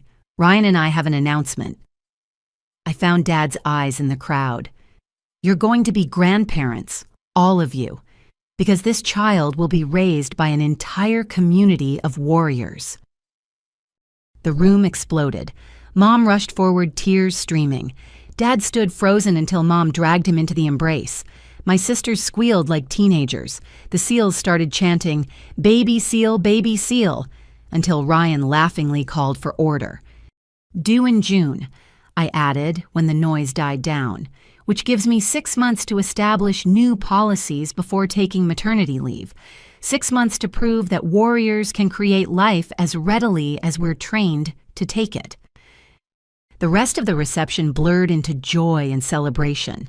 Plans were made, advice offered, promises of support that I knew would be kept. This community that had witnessed my transformation from scared recruit to admiral would now watch the next evolution warrior to mother. As the event wound down, I found Dad outside again, sitting on a bench overlooking the ocean. You okay? He patted the space beside him. Your mother told me you're planning to name the baby Francis if it's a boy, after me. Middle name, I confirmed. Ryan Francis Hayes, carrying forward the best parts while making something new. I don't deserve that honor. Dad. I took his weathered hand. We've all made mistakes, held on to hurt too long, let pride override love. But we're here now, together. That's what matters. He squeezed my hand, looking out at the Pacific. Think he'll want to be a SEAL like his mom. Or she. And they'll be whatever they choose. Doctor like Ryan, builder like you, teacher like Mom. Or yes, maybe a warrior. But they'll grow up knowing every path is open. No limitations except the ones they place on themselves. That's good. His voice broke. That's what I should have given you. You gave me stubbornness, determination, the refusal to accept no as final. I leaned against his shoulder. Those gifts served me pretty well. We sat in comfortable silence, watching the sun sink toward the horizon. 20 years of pain had led to this moment of peace. The frightened girl who'd fled Iowa had become an admiral. The father who'd rejected her choices had become her strongest supporter. The family that had fractured had healed into something stronger. Admiral Miller. A young sailor appeared nervous but determined. Sorry to interrupt, I'm Seaman Martinez. I wanted to thank you. My daughter's 12, wants to be a Marine. I've been telling her to consider other options, easier paths. But seeing you today, she straightened. I'm going home to tell her she can be anything, even a Marine, even a SEAL if she wants. After she left, Dad chuckled. Going to be a lot of that in your future. Young women seeing possibility. Parents learning to support dreams they don't understand. I hope so. No so. You changed the world, baby girl, one stubborn step at a time. As we headed back inside, I caught sight of my reflection in a window. Admiral stars on my shoulders, wedding ring on my finger, new life growing within. The scared 18-year-old was gone, transformed into something she'd never dared imagine. Inside, Ryan was organizing the final details of our departure. Tomorrow, we'd fly to Australia for a delayed honeymoon. 2 weeks of being just Chastity and Ryan, not Admiral Miller and Dr. Hayes. 2 weeks to rest before the real work began. Ready, he asked, wrapping an arm around me. For anything, I replied, meaning it. As we said our goodbyes, accepting final congratulations and promises to visit, I felt the weight of the future settling on my shoulders alongside the stars. There would be challenges ahead, policies to change, barriers to break, a child to raise in a world that was hopefully a little more open because of battles fought. But tonight, surrounded by family who'd learned to see me and warriors who'd always accepted me, I felt only gratitude. Every struggle had led here. Every rejection had forged strength. Every victory had opened doors for others. Hey, Admiral, Walsh called out as we reached the door. Remember rule number 1. I grinned, knowing what came next, the SEAL motto that had carried me through everything. The only easy day was yesterday. I called back. Hooyah, ma'am, hooyah. We left to a chorus of warrior cries and family tears, stepping into a future bright with possibility. Behind us, the Naval Base Coronado Chapel stood witness to all that had changed. Ahead, the Pacific stretched endless and blue, full of horizons yet to explore. I'd proven them wrong by proving myself right. Now came the harder task, proving that breaking barriers was just the beginning. The real work changing systems, opening doors, raising the next generation, started now. But first 2 weeks of Australian sunshine, with the man who'd seen me clearly when I was still learning to see myself. 2 weeks of being simply Chastity wife and soon-to-be Mother Admiral stars left in the closet while I remembered how to be human. The scared girl from Iowa had become everything they said was impossible. Now it was time to make the impossible normal for everyone who followed. One stubborn, determined step at a time. What barriers have you broken in your own life? What did it take to prove doubters wrong and stay true to yourself? Share your story in the comments below. I'd love to hear about your journey of transformation. If this story resonated with you, please hit the like button and subscribe for more narratives about triumph over adversity, family reconciliation, and the power of refusing to accept limitations. Share this video with someone who needs to hear that their dreams are valid no matter who doubts them. Thank you for joining me on Chastity's incredible journey. Remember, the only easy day was yesterday, but every difficult today builds a stronger tomorrow. Until next time, keep breaking barriers and proving them wrong by proving yourself right.